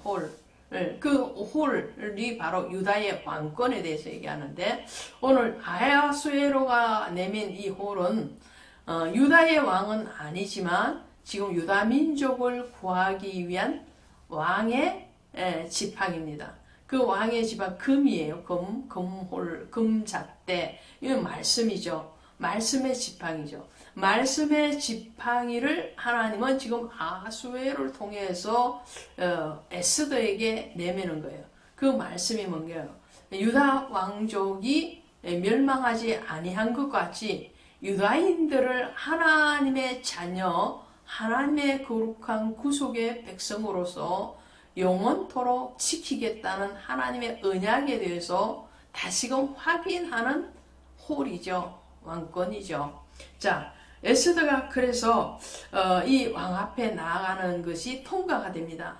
왕이 보기에 에스더가 그전에도 이쁘겠지만 지금 이 순간에는 너무 왕의 눈에 에스더가 아름답게 보이는데 얼마만큼 아름다웠냐. 나라의 절반이라도 그대가 요청하면 주겠다라는 거예요. 얼마나 큰 페르시아의 나라의 절반을 주겠다. 물론 이것은 은의 어떤 철거움이겠죠. 정말 나라의 절반을 주지는 않겠죠. 그만큼 사랑한다는 거죠. 그만큼 이뻐한다는 말이겠죠. 자, 근데 에스더는 이 왕이 나라의 절반을 주겠다는데 그 나라에는 관심이 없어요. 땅의 나라에 관심이 없어요. 땅의 어떤 면적, 권세, 권력 이런 거 에스더는 지금 관심 없어요. 뭐가 관심 있어요? 에스더의 나라는 하늘에 관심이 있다. 오늘 우리가 땅에 살지만 아수에로 왕과 같이 세상의 왕들이 우리에게 주고자 하는 그 모든 부귀영화 그것이 우리에게는 진정한 의미가 없다라는 거예요. 정말 의미 있는 것은 뭐냐? 영원한 나라를 소유하느냐 소유하지 못하느냐 그게 있다는 거죠. 에스더가 말을 합니다. 왕이 나를 즐겁게 여기시거든 나를 사랑하시거든 나의 소청이 있는데 그것이 뭐냐? 하만과 함께 내가 베푸는 그 잔치 자리에 오소서 하는 거예요. 아이 저기 나라 절반은커녕 나라 한 귀퉁이도 달라 그러는 것도 아니고 자기가 왕비로서 잔치를 베풀어 놓는데 거기 와서 먹고 마시라는데 누가 싫다 할 이유가 없죠. 아수에로뿐만 아니라 하만도 덩달아 신이 났습니다. 이 많은 대신들 중에서 왕비가 자기만 초청했다는 거예요. 너무 좋죠. 그것도 왕과 함께 가는 자리니 얼마나 신이 났겠어요. 그리고 잔치를 베풀고 난 뒤에 또 왕이 그 잔치 자리에서 말을 합니다. 그대의 소청이 무엇이냐? 나라의 절반이라도 달라면 또 주겠다 그런 거예요. 그러십니까? 그럼 못 이기는 척하고 나라의 절반은 아닐지라도 한 도성 정도는 내게 주십시오. 그렇게 할 수도 있잖아요. 그죠? 근데 에스더에는 지금 거기에 아무런 관심이 없어. 에스더는 또 얘기합니다. 왕이 즐거이 여기시거들랑 내일 또 내가 잔치를 베풀 것인데 하만과 함께 또 한 번 더 와 주십시오. 이렇게 말해요. 하만은 지금 뭣도 모르고 지금 껑충껑충 뛰고 있는 거예요. 내가 정말 왕에게 사랑받을 뿐만 아니라 왕후에게 사랑받는 대신이다. 이 나라에서 아무도 나처럼 왕과 왕비에게 인정받고 최측근에 있는 사람이 없다라고 자기 도취에 빠져있는 이 하만의 모습을 보게 되죠. 자, 반면에 에스더의 치밀한 전략, 에스더의 그 침착한 지혜로 오늘 우리가 본받기를 원합니다. 괴테는 이런 말을 했어요. 서두르지 말고 그러나 쉬지 말고 무슨 일을 하든지 서두르지 말아라. 그러나 쉬지도 말아라 라고 말해요. 스텝 바이 스텝입니다. 한 걸음 한 걸음 한 계단 한 계단 차근차근 일을 해가는 이 에스더의 침착함, 에스더의 정말 지혜로움이 유다인을 구원하게 됩니다. 급한 일을 만났습니까? 위기를 만났습니까? 문제를 만났습니까? 여러분 당황하지 마시고 한 걸음 한 걸음 서두르지 말고 그러나 쉬지도 말고 하나님 붙들고 기도하시는 가운데 지혜로운 성령과 통행하시면 여러분의 문제가 여러분의 급한 일들이 오히려 여러분에게 면류관이 되어서 돌아올 줄로 믿습니다. 고맙습니다. 할렐루야 반갑습니다. 그리스도 예수 안에서 만남을 감사하고 그 만남이 복된 만남이요, 은혜의 만남이 지속되어지는 거룩한 교제가 일어나기를 원합니다. 바이블 스토리 산책을 통해서 여러분들과 동행하면서 주의 복음이 땅끝까지 전거되는 일에 헌신되어지고 응원되어지고 함께 동행되어지는 그런 관계를 허락하신 하나님께 감사를 드립니다. 오늘 에스더서 6장 가도록 하겠습니다. 지난 5장까지의 내용이 어떤 것이었는가 하니까요. 에스더가 모르드게로부터 하만이 유다인을 멸하기로 했다는 그런 소식을 접하고 금식하고 그리고 난 뒤에 왕 앞에 나아가서 왕과 하만에게 잔치에 초청을 하고 그 잔치에 초청된 이 하만의 들떠있는 모습, 그런 모습을 봤습니다. 자, 6장에 오시니까 이제 반전의 역사가 일어나기 시작하는데요. 자, 6장 1절에 가시니까 그날 밤에 왕이 잠이 오지 아니하므로 명령하여 역대 일기를 가져다가 자기 앞에서 읽히시니 그 속에 기록하기를 문을 지키던 왕의 두 넷이 빅다나와 데레스가 아하수에로 왕을 암살하려는 음모를 모르드게가 고발하였다 하였는지라. 할렐루야. 자, 이 암살 계획에 대해서 모르드게가 알고 에스더를 통해서 왕에게 보고가 되어지고, 그러므로 인해서 왕이 암살의 그 위기에서 구원함을 받은 사건이 에스더서 2장에서 기록하고 있었죠. 그런데 그 기록을 이 열왕기 왕조실록이죠. 조사하고 실정을 왕 앞에서 궁중일기에 기록했다고 2장 23절에 기록하고 있는데, 궁중일기에는 기록이 되었었는데 모르드게에게는 거기에 상응하는 대가를 지불하지 않았어요.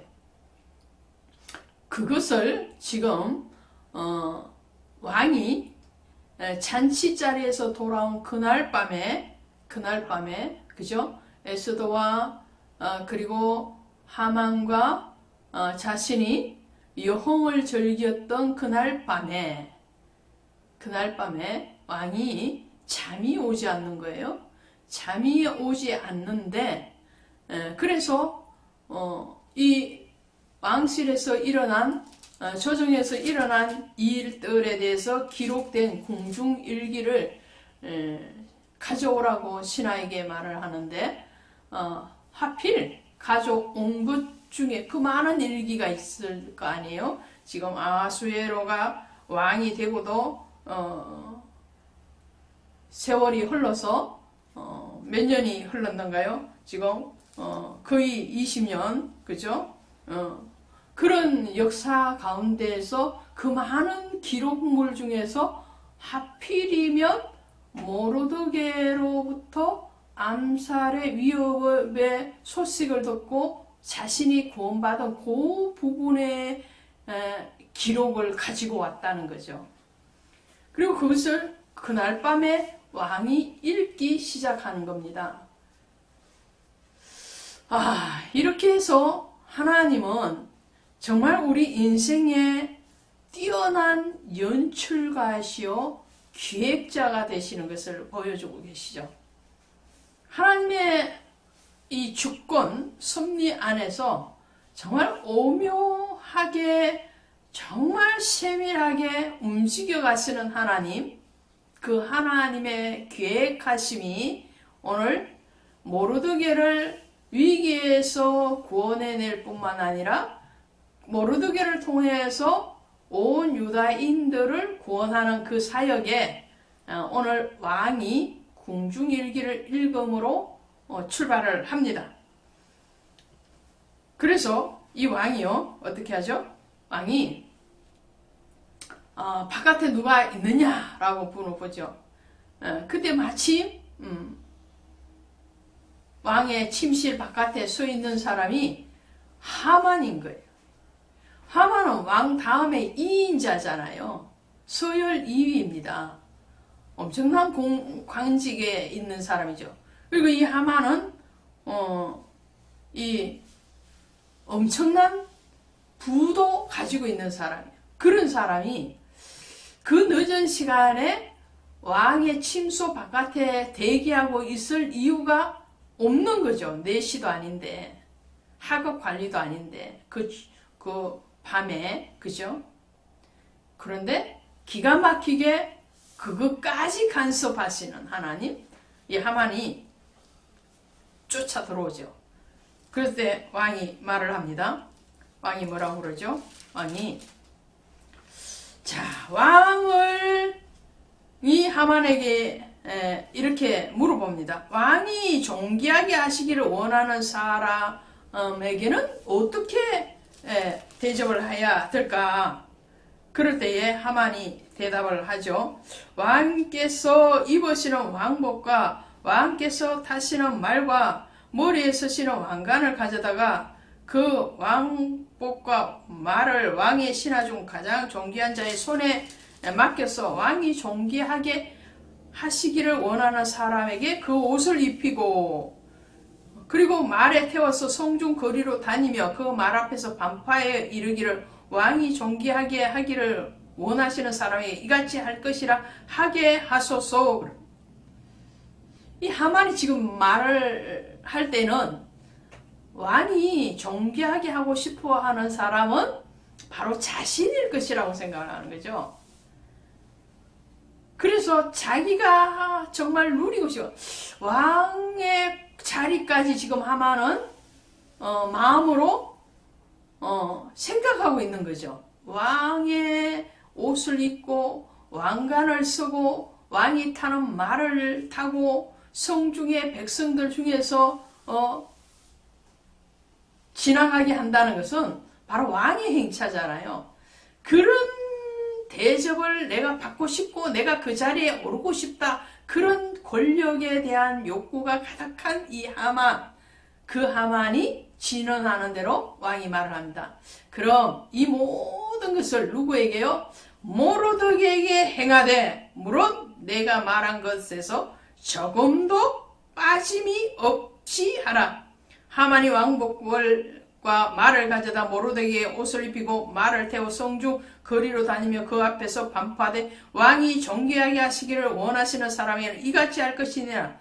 자, 모로드게가 탄 그 말을 끌고 백성들 사이에 돌면서 왕이 존귀하게 하는 자는 바로 이와 같이 할 것이다 라고 외치는 자가 누구냐면 하만이에요. 역전의 인생입니다. 우리 인생을 역전시키는 하나님, 그 인생의 가장 클라이막스까지 끌어올리시기 위해서 하나님이 섬세하게 연출하시고 감독하시는 그 하나님의 역사를 보게 된다는 거죠. 자, 이런 일이 언제도 있었던가요? 이 모르드게가 받은 이 영화로움이 창세기 41장에 가면 요셉의 꿈 해몽을 듣고 풀려났던, 그리고 관직이 복귀되었던 술 맡은 관원장이 2년이 지나고 난 뒤에 바로가 꿈을 꿨는데 그 꿈 해석을 아무도 알 수 없을 때 이 술 맡은 관원장이 탁 생각을 하는 거죠. 아, 내게 꿈 해석을 해줬던 그 요셉이라는 청년이 있었지. 그리고 요셉을 기억하게 됩니다. 모르드게의 그 공로에 대해서 기억되어지지 않고 기록만 하고 상을 주지 않았기 때문에 세월이 흐르고 난 뒤에 왕은 그 당시에 줄 수 없었던, 주지 않았던 그 모든 영화로움을 모르드게에게 갚았던 것 같이 창세기에서 요셉이 2년 동안 잊혀져 있었기 때문에 바로에게 직접적으로 다시 만나게 되었고, 그 바로를 통해서 어떻게 해요? 요셉에게 금사슬을 띄우고, 그리고 왕의 인장 반지를 끼우고 세마포 옷을 입고 왕의 부금 수레를 타고, 그리고 애굽의 총리로 등장을 하게 되죠. 모르드게가 바로 그런 점. 그래서 베드로전서 5장 6절에 가면 그러므로 하나님의 능하신 손아래 겸손하라. 때가 되면 너희를 높이시리라 말씀합니다.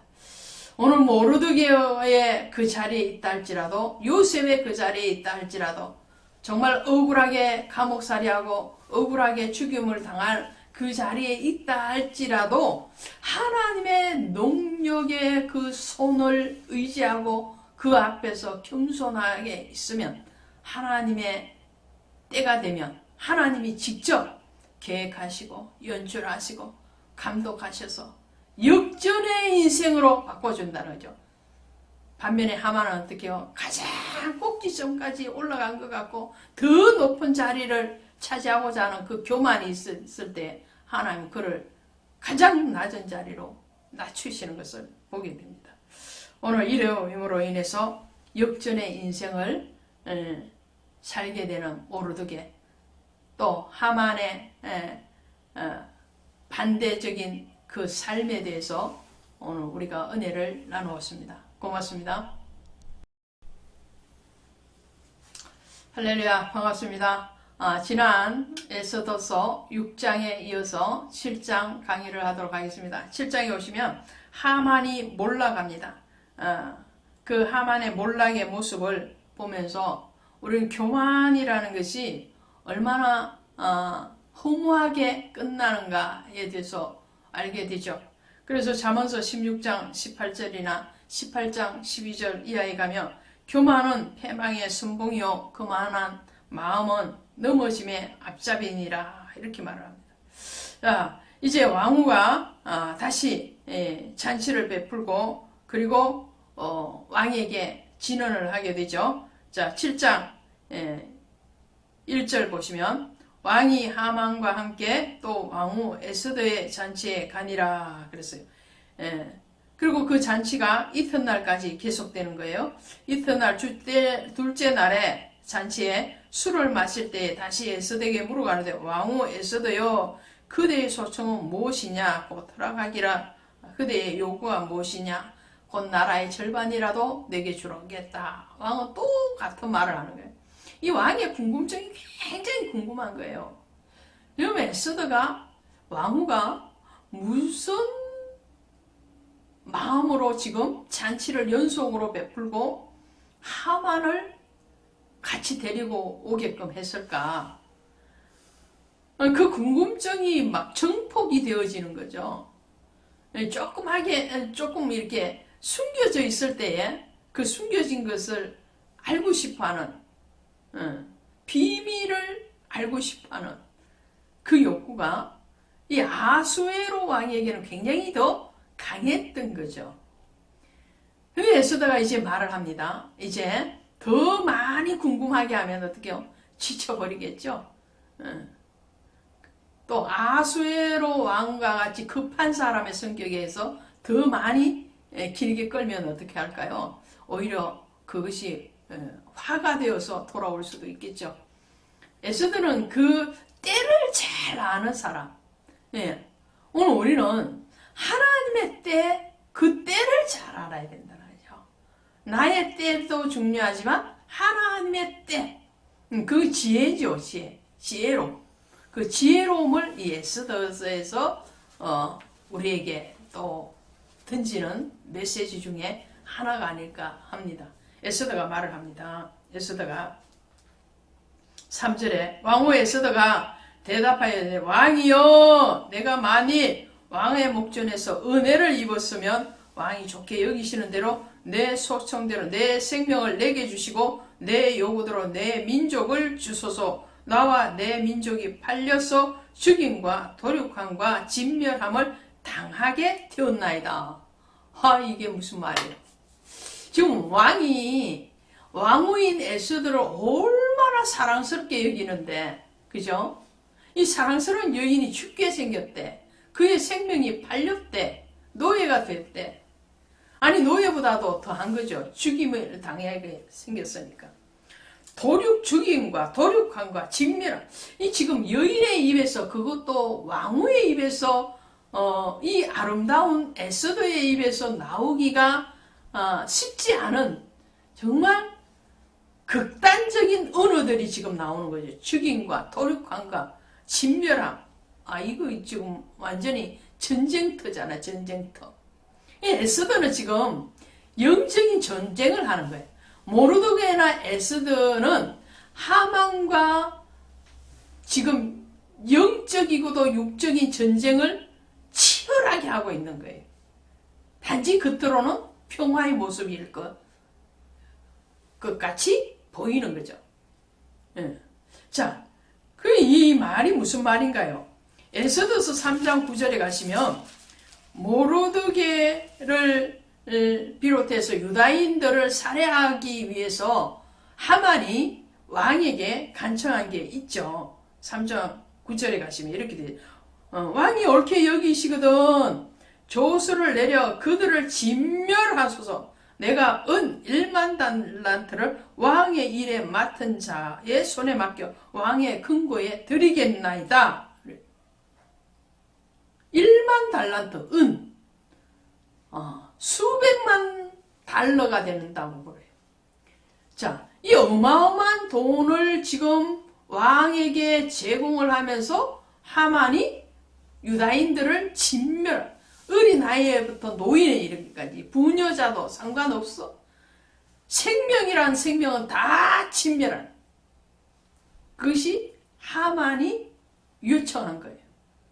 하만은 그러니까 권력만 2인자가 아니고 이 부에 대해서도 왕 다음에 버금가는 그런 부를 가지고 있었다는 뿐만 아니라 아하수에로 왕은 이렇게 뇌물의 물질에 약한 왕이었다는 거예요. 아하수에로 왕은 전혀 거기에 대해서 왜 그러냐, 이유가 무엇이냐, 이런 거 따지지도 않아요. 그래? 그럼 너 좋은 대로 해라. 이렇게 돼요. 그냥 도장 콱 찍어서 천국에 보내버려요. 유다인들을 다 12월 달에 다 죽여라. 근데 기한을 딱 주죠. 그 기한을 주는 것도 하나님의 은혜, 하나님의 일하심이죠. 노아에게 온 인류를 물로 심판하니라고 말씀을 해 놓으시고도 노아가 방주를 짓기까지 120년 동안 기다리시잖아요. 인내하시잖아요. 여자의 후손으로 세상을 심판하실 것인데도 불구하고 그 여자의 후손이신 예수 그리스도를 우리에게 보내셔서 다시 그 예수를 듣게 하고 보게 하고 경험하게 하고 그러고도 그 예수는 십자가에 못 박으시고도 아직도 믿지 않는 자가 돌아오기를 위해서 마지막 심판에 대해서는 아직도 기다리시는 그분이 능력이 없어서 그런 것이 아니고 은혜 베푸시기 위하심이죠. 가룟 유다가 예수님을 팔 것이라는 것을 아시면서도 기다리시고 그의 발을까지도 씻으시는 예수 그리스도의 사랑이죠. 오늘 하만이 다시 돌아올 수 있게끔 아하수에로 왕이 그의 어리석음을 만회할 수 있는 시간, 또 모르드게와 에스더가 믿음의 확정을 하고 그들의 신앙에 대해서 그리스도 앞에 결단하는 모습을 보일 수 있는 시간, 그 시간을 하나님은 허락하시고 있습니다. 그랬을 때에 하만, 아하수에로 왕, 에스더, 모르드게 이 주 등장인물 4사람이잖아. 4사람 중에서 어떤가요? 에스더와 모르드게는 결단을 합니다.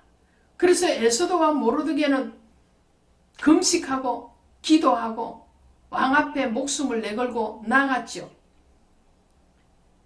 아하수에로 왕은 어떤가요? 이 아하수에로 왕은 궁중일기를 읽고 그리고 에스더의 말을 경청함으로 인해서 그의 어리석음이 반전되어서 하나님의 백성 하나님의 나라를 죽음에서 구원하는 통로적인 사명을 감당합니다. 반면에 하만은 어때요? 하만은 여전히 자기 교만, 자기 권력욕에 취해서 몰락의 길을 가는 것을 보게 됩니다. 다니엘서 6장 10절에 가면 다니엘도 같은 상황이죠. 다니엘도 위기 가운데 있습니다. 그럴 때 이 다니엘을 비롯한 바벨론의 포로로 잡혀온 유다 청년들, 그의 세 친구들을 왕에게 절하지 않는 여호와의 신앙을 지키는 자들은 다 죽이라는 그 조서에 의인이 찍힌 것을 알고도 다니엘은 어떻게 해요? 예루살렘을 향하여 하루 3번 기도하죠. 모르드게와 에스더는 이 아하수에로 왕이 유다인을 멸하라는 그 조서에 의인이 찍힌 것을 알고도 목숨을 걸고 금식하고 신앙의 결단을 했다는 그 결단 앞에서 이길 자가 없는 거죠. 자, 이렇게 궁궐에서 잔치 가운데서 에스더가 지금 모르드게와 자기를 비롯한 유다인들을 멸하기로 작정하고 덤벼드는 이 하만의 계획을 낱낱이 폭로합니다. 그러니까 왕이 어떻게 해요? 왕이 다른 사람은 뭐 지금 중요하겠어요? 지금 사랑하는 부인 에스더가 죽게 됐다는데 화가 머리까지 났겠죠. 그리고 그 화를 억제하지 못하고 바깥으로 뛰쳐나갑니다. 그 사이에 하만은 어떻게 해요? 이 에스더에게 액을 복권해야 자기가 살겠다는 것을 알고 에스더의 앞에 치마폭에 엎드렸는데 그때 마침 또 아하수에로 왕이 탁 등장을 해서 보니까 어떻게 해요? 정말 말하기 좋은 거죠. 이놈이 내 앞에서 궁궐에서 왕후를 강간하려 하는구나. 그 말 한마디에 하만은 어떻게 해요? 모르드게를 매달려고 준비했던 그 창대에 자신이 메어 달려서 처형이 당하고 맙니다. 기가 막히신 하나님. 어찌하면 하나님은 이 아하수에로 왕이 잠 못 자게 하시고 어찌하면 그 많은 기록물 중에서 모르드게의 그 공로에 대한 그 기록물을 보게 하고 어찌하면 이 하만이 에스더의 치마폭에 엎드려서 구걸할 때 그때 나타나서 이놈이 내 앞에서 왕후를 강간하게 하려구나.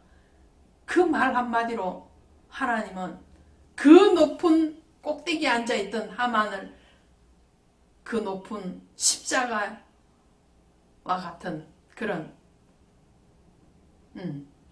여기서 십자가는 예수 그리스도의 십자가가 아니고요. 가장 흉악한 죄인을 못 박는 그 나무에 매달아서 죽게 합니다. 민수기 21장에 가면 예수 그리스도를 상징하는 놋뱀을 장대 위에 높이 매달죠. 원래는 하나님은 불뱀은 사단을 뜻해. 불뱀을 매달아야 되는데 모세는 놋뱀을 매달라 예수를 못 박아요. 자, 마태복음 27장에 가면 바나바는 놓아주고 예수는 십자가에 못 박아요. 사실은 바나바가 못 박혀야 되고 예수께서는 십자가에서 내려오셔야 되는데도 오늘 비로소 에스더서에서 보면은 비로소 사단이요 바나바와 같은 하만이 못 박힙니다. 예수 그리스도의 승리입니다. 오늘 마지막 심판 때에도 주님이 재림하실 때에도 주께서는 영광 가운데 임재하실 것이고 사단은 다 예수 그리스도의 심판 때에 못 박힐 것입니다. 그것이 바로 악은 선을 이길 수가 없고 반드시 기도하는 자, 반드시 그리스도 안에 있는 자는 악한 자를 심판하는 권세를 위임받았다는 것을 말씀하고 있습니다. 오늘 이 7장 하만의 몰락, 모르드게의 승리, 그것은 바로 사단의 몰락이요 예수 그리스도의 승리라는 것으로 요약을 해드리도록 하겠습니다. 고맙습니다.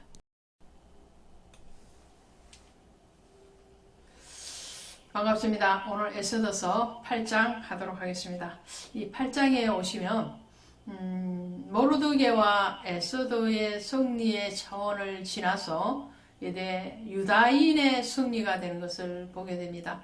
우리 개인의 신앙의 차원을 지나서 각 가정의 신앙, 또 교회의 신앙, 그 교회의 신앙은 민족과 나라의 신앙, 또 모든 믿는 자의 신앙의 승리로 가는 것과 같이 오늘 이스라엘이란 나라와 민족의 승리가 오늘 영적인 이스라엘과 영적인 하나님의 나라가 된 모든 믿는 자의 승리가 되는 것입니다.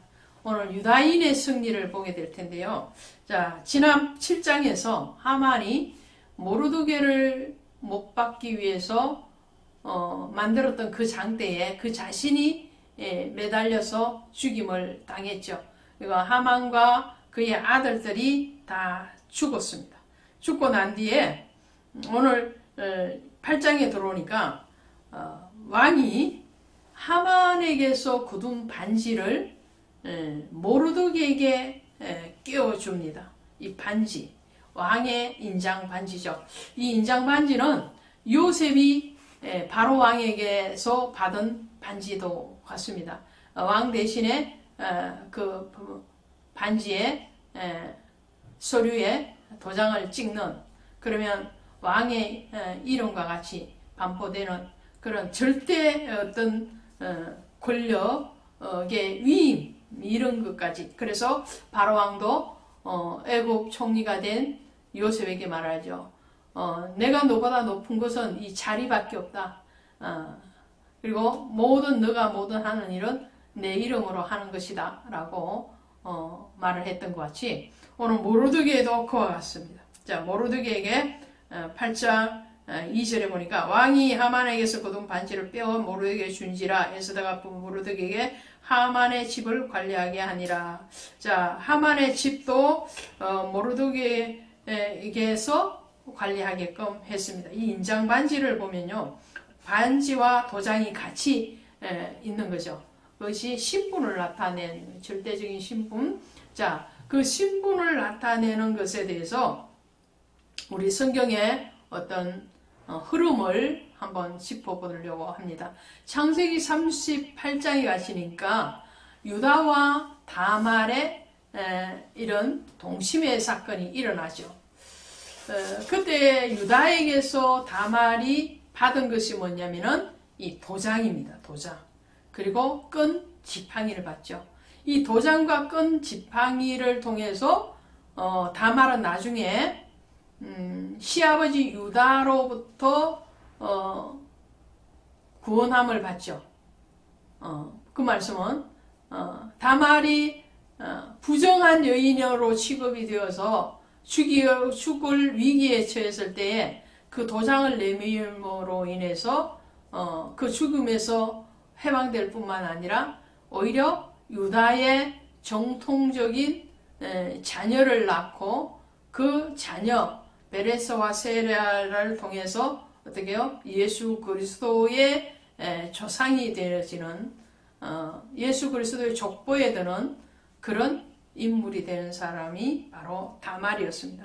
또 창세기 41장에 가면 요셉이 인장 반지를 받게 되고요. 누가복음 15장에 가면 집 나간 탕자가 다시 아버지를 찾아서 돌아왔을 때에 아버지가 그 아들에게 반지를 띄워주죠. 그러므로 너는 죽었다가 다시 살아나 나의 아들이라고 칭하는 것을 보게 됩니다. 그리고 계시록 7장에 가시면 입마전 14만 4천 명에 대해서 나오죠. 또 계시록 14장에도 천국 성도가 된 14만 4천 명에 대해서 나옵니다.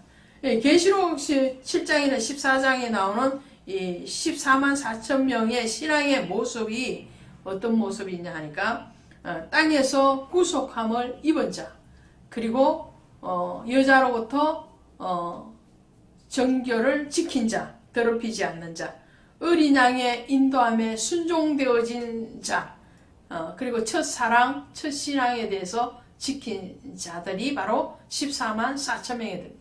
요셉이나 다말이나 또 돌아온 탕자나 오늘 인장반지를 받은 모르드게도 이 14만 4천 명에 해당이 되는 거죠. 왜 그런가 하니까 이들은 다 땅에서 하나님의 선택을 받은, 구속받은 사람이고, 그리고 세상 것으로 더럽혀지지 않는 거죠. 세상의 유혹, 세상의 권력, 또 이방의 신으로부터의 어떤 신앙의 정절을 지킨 사람, 또 어떻게요? 하나님의 어린 양이신 예수 그리스도에게 순종되어진 자에 있기 때문에 그러죠. 모르드게의 이런 승리는 유다의 승리로 가게 되는데요. 오늘 에스더가 다시 왕에게 얘기합니다. 하만이 유다인들을 다 진멸하려고 계획을 하고 왕의 의인을 찍어서 족소를 온 땅에 페르시아 전체에 돌렸는데 그것을 철회하십시오. 근데 왕은 이렇게 하죠. 왕의 이름을 쓰고 왕의 반지로 인친 족속은 누구든지 철회할 수 없습니다.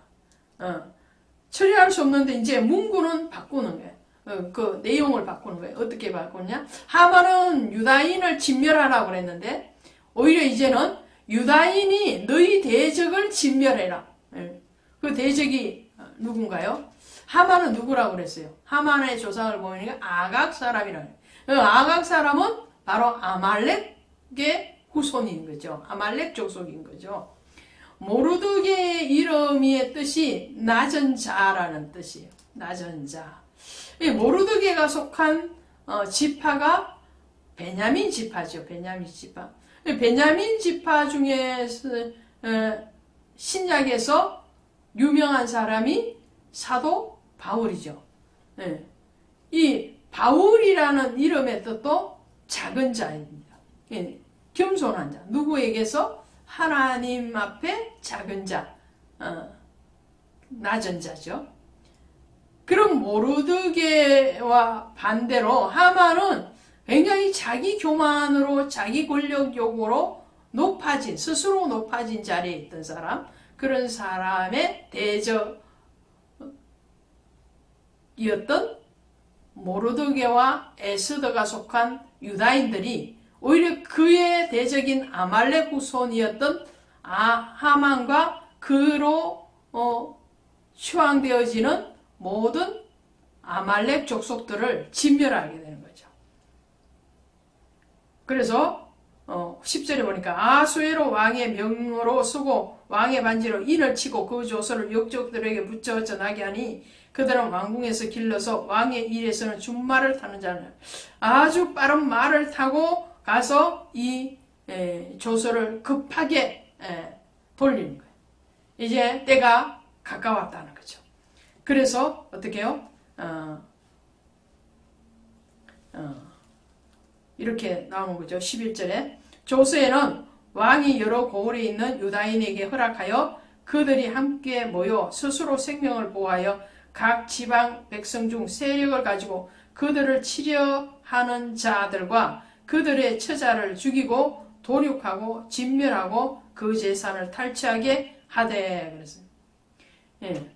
도륙하고 진멸하고 그 재산을 탈취하는 권한을 유다인들에게 주게 됩니다. 그리고 모르드게는 어떻게 해요? 모르드게는 큰 금관을 쓰고 자색하는 베옷 겉옷을 입고 왕 앞에서 나오는 수산성이 즐거이 부르고 기뻐하여 모르드게가 하만의 지위를 그대로 받아서 그 자리에 오른 거예요. 왕 다음의 자리에 오른 거죠. 그러니까 모든 유다인들이 즐거워하고 뿐만 아니라 이 날을 명절로 삼아서 잔치를 베풀고 본토 백성이 유다인을 두려워하여 유다인 되는 자가 많더라. 오히려 돌아온. 전에는 유다인이 진멸되어지고 또 멸하여지는 그런 위기 가운데 있을 때 유다인들이 막 꼭꼭 숨고 막 숨어들고 나 유다인 아니요 이러는 사람도 있었겠죠. 그런데 이제 역전된 거예요. 역전되어지니까 유다인으로 돌아오는 자. 사도행전에 보니까 날마다 예수 그리스도를 믿고 그리스도인이 되는 사람들이 더하여져 갔잖아요. 오늘 더하여져 가는 역사 무엇이요? 하나님의 백성이 더하여지고 하나님의 나라가 더하여지고 하나님의 자녀가 더하여지는, 한마디로 믿는 자가 더하여지는, 예수 믿는 자녀들이 더 많아지는 나라와 민족, 교회가 되기를 주 예수의 이름으로 축원드립니다.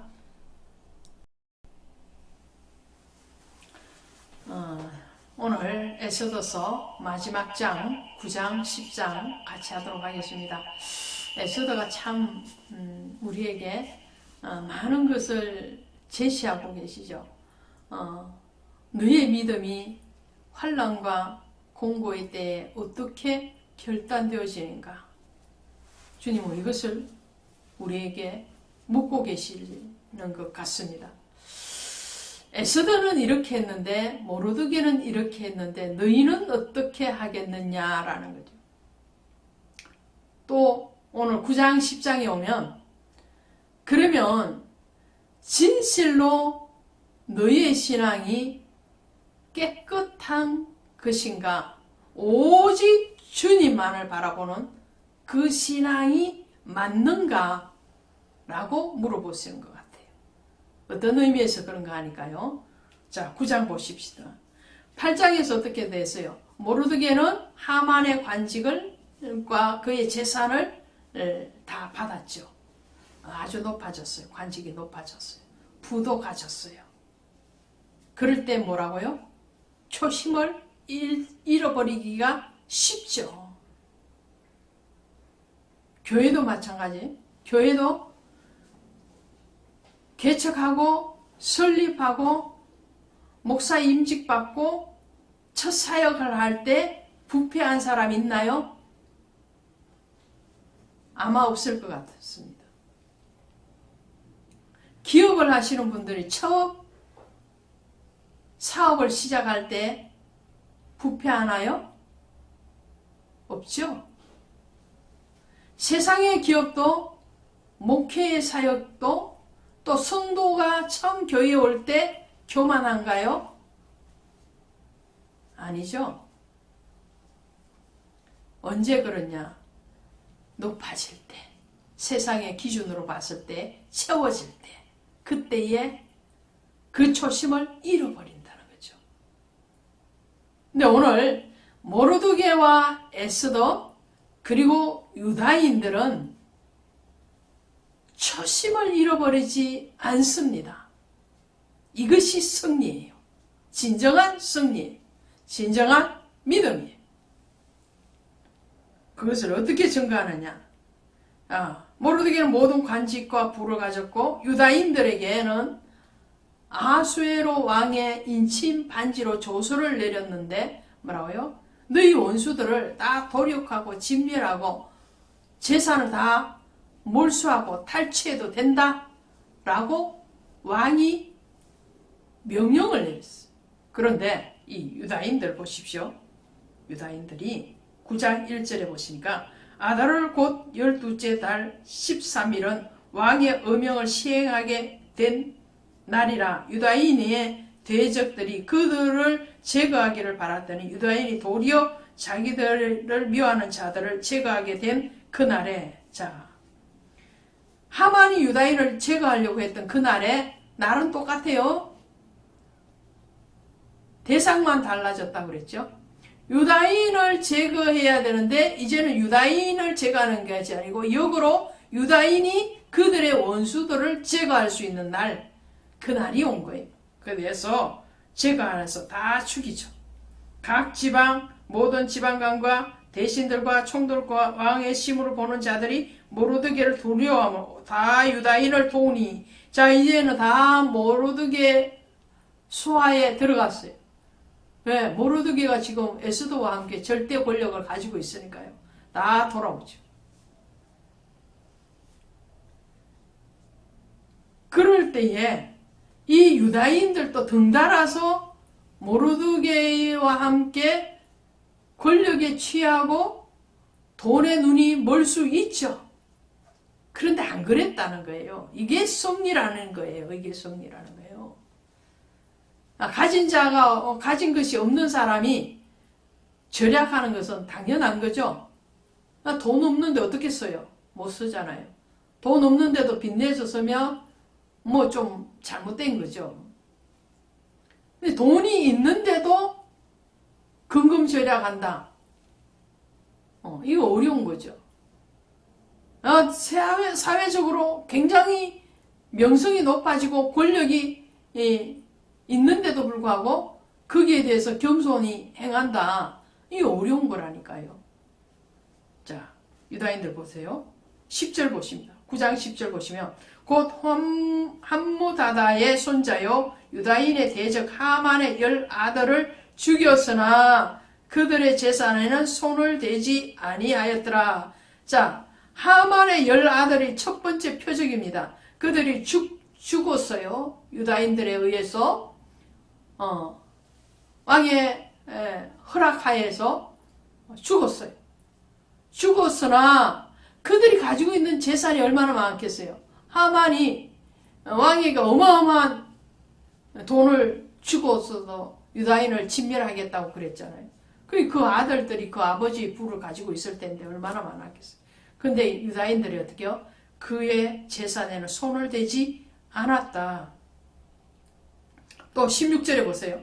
왕이 각 지방에 있는 다른 유다인들이 모여 스스로 생명을 보호하여 대적자들에게 벗어나며 자기들이 미워하는 자 7만 5천 명을 도륙하되 그들의 재산에는 손을 대지 아니하였더라. 할렐루야.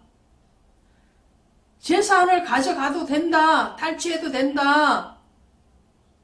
왕이 8장 11절에서 그것을 허락했고요. 그들의 처자를 죽이고 도륙하고 진멸하고 그 재산을 탈취하게 하되 재산을 가져가라고 그랬어요. 빼앗아 가라고 그랬어요. 그런데 유다인들은 사람을 죽였으나 재산은 빼앗지 않다. 그 사람도 어떤 사람요? 자기들을 죽이고자 했던 원수됨. 하나님이 아말렉을 진멸하라고 그랬는데 진멸되어지지 않는 그들을 하나님의 이름으로 진멸하는 거예요. 하나님 명령에 순종하는 거예요. 그러나 하나님의 그 명령에 순종함에 대해서 순수함, 충성됨을 무엇으로 이들은 보이는가 하니까 물질에 대한 탐욕을 갖지 아니함으로 보여집니다. 아브라함이 롯을 잡아간 그 오족들과 전쟁을 해서 승리하고 돌아오죠. 그것이 창세기 14장의 내용입니다. 승리하고 돌아오면서도 아모리 오족과 싸워서 승리합니다. 돌아오면서 아브라함이 멜기세덱에게 11조를 드립니다. 그러면 나머지 10분의 9는 아브라함이 임의로 가질 수 있는 거잖아요. 하나님 앞에 11조 드리고 나머지 10의 9는 내 것. 아니면 10의 9는 아닐지라도 일부분은 내 것. 이렇게 해도 되는데 성경을 보니까 그게 아니고 아브라함은 어떻게 해요? 한 신들매도 내가 취하지 않겠다며. 한 올도 내가 취하지 않겠다. 나와 함께 갔던 그 청년들에게 나누어 주기는 하되 나는 안 가지겠다. 물질에 대해서 깨끗함. 뿐만 아니라 롯과의 분가를 할 때도 어떻게 해요? 롯에게 선택권을 먼저 줬었죠. 아브라함 물질에 대해서 뛰어넘었습니다. 그랬을 때 하나님은 아브라함을 들어서셨거든요. 사무엘이 뭐라고 합니까? 내가 너에게서 양이나 다른 어떤 뇌물을 받은 적이 있느냐? 이스라엘 백성들이 뭐라고요? 그런 적 없습니다. 당신은 정직하고 청렴했습니다. 오늘 하만과 그의 원수들을 쳐부수면서도 유다인들은 물질에 대해서 깨끗했다는 거예요. 그리고 난 뒤에 17절에 아달월 13일에 그 일을 행하였고 14일에 쉬며 그 잔치를 베풀어 즐겼고 수산에 사는 유다인들은 13일과 14일에 모였고 15일에 쉬며 이제 원수들을 다 제압을 했으니까 잔치를 베푼 거예요. 그 잔치를 베풀고 또 서로 왕래하면서 선물을 주고 했던 것이 바로 부림절이라는 거죠. 22절에 19장 22절에 이날에 유다인들이 대적에게서 벗어나서 평안함을 얻어 슬픔이 변하여 기쁨이 되고 애통이 변하여 길한 날이 되었으니 이 두 날을 지켜 잔치를 베풀고 즐기며 서로 예물을 주며 가난한 자를 구제하라. 잔치를 베풀고 서로 섬기는 선물을 주고 그것으로 끝난 것이 아니고 가난한 자를 구제하는 자리까지 나간 것. 우리의 신앙은 점점점 더 앞으로 나아가는 거예요. 그 앞으로 나가니 교만이 아니고 하나님의 뜻을 이루는 것. 하나님의 마음을 살펴서 그 마음에 순종되어지는 것. 그것이 전진이죠. 26절에 보시면 무리가 불어의 이름을 따서 이 두 날을 부림이라고 유대인이 이 글의 모든 말과 이 일에 보고 당한 것으로 말미암아. 자, 부림절이 이렇게 해서 나와요. 이 불어라는 뜻이 뭐냐면 제비뽑기. 제비뽑기해서 유다인을 진멸하는 날을 잡았죠. 근데 그것이 역전되어서 유다인이 오히려 하만을 비롯한 대적들을 진멸하는 제비 뽑은 날이 되는 거예요. 제비는 누가 뽑았어요? 하만이 뽑은 거죠. 그러나 그 제비를 성취하시는 이는 누구라고요? 하나님. 하나님의 이름으로 성취되어지는 유다인들의 신앙의 절개, 그리고 그들의 신앙의 뿌리 깊은 충성됨이 오늘 나타나는 거예요. 10장에 가시면 아술의 왕이 그의 본토와 바다 섬들로 하여금 조공을 바치게 하였더라. 왕의 능력 있는 모든 행적과 모르드게를 높여 존귀한 사적이 메대와 바사 왕들의 일기에 기록되지 않은 유다인이 모르드게가 아수르 왕의 다음이 되고 유다인 중에 크게 존경받고 그의 허다한 형제에게 사랑받고 그의 백성의 이익을 도모하며 그의 모든 종족을 안위하였더라. 자, 시편 91편 14절에 가니까 저가 내 이름을 안정 내가 저를 높이리라. 하나님의 이름을 인정하고 하나님의 이름에 대해서 신앙의 순교를 지켜가는 자, 대표적인 사람이 누구였던가요? 요셉이었죠. 그리고 다니엘이었죠. 오늘 본문에 나오는 이 느헤미야와 함께 돌아왔던 에스더서의 이런 포로 귀환 이후에 중요한 인물들, 그죠? 느헤미야, 그리고 에스라, 또 학개, 스룹바벨, 오늘 에스더와 모르드게. 에스더와 모르드게는 포로 귀환자로 돌아오지는 않았으나 수산성 메데바사에 살면서도 신앙의 정결을 지킨 자, 이 자들을 하나님은 저가 내 이름을 안적, 여호와의 이름을 배반치 않았다는 거예요. 그 여호와의 이름을 배반치 않고 그 여호와의 뜻대로 신앙의 정결함으로 살아간 그 사람들에 대해서 하나님이 어떻게 해요? 하나님이 높여준다. 하나님 요셉을 높여준 것 같이 모르드게를 높여주고요. 오늘 저와 여러분이 이 혼탁한 세상 가운데 살면서도 여호와의 이름을 배반치 않고 그의 이름을 시인하고 고백하며 그의 말씀에 순종되어지면 오늘 주께서 때가 되면 우리를 높여 주실 것입니다. 영적인 높임이에요. 그 영적인 높임의 자리에 받았을 때 오히려 낮아짐에 순종이 이루어지는 저와 여러분 우리 모두가 되기를 원합니다. 고맙습니다.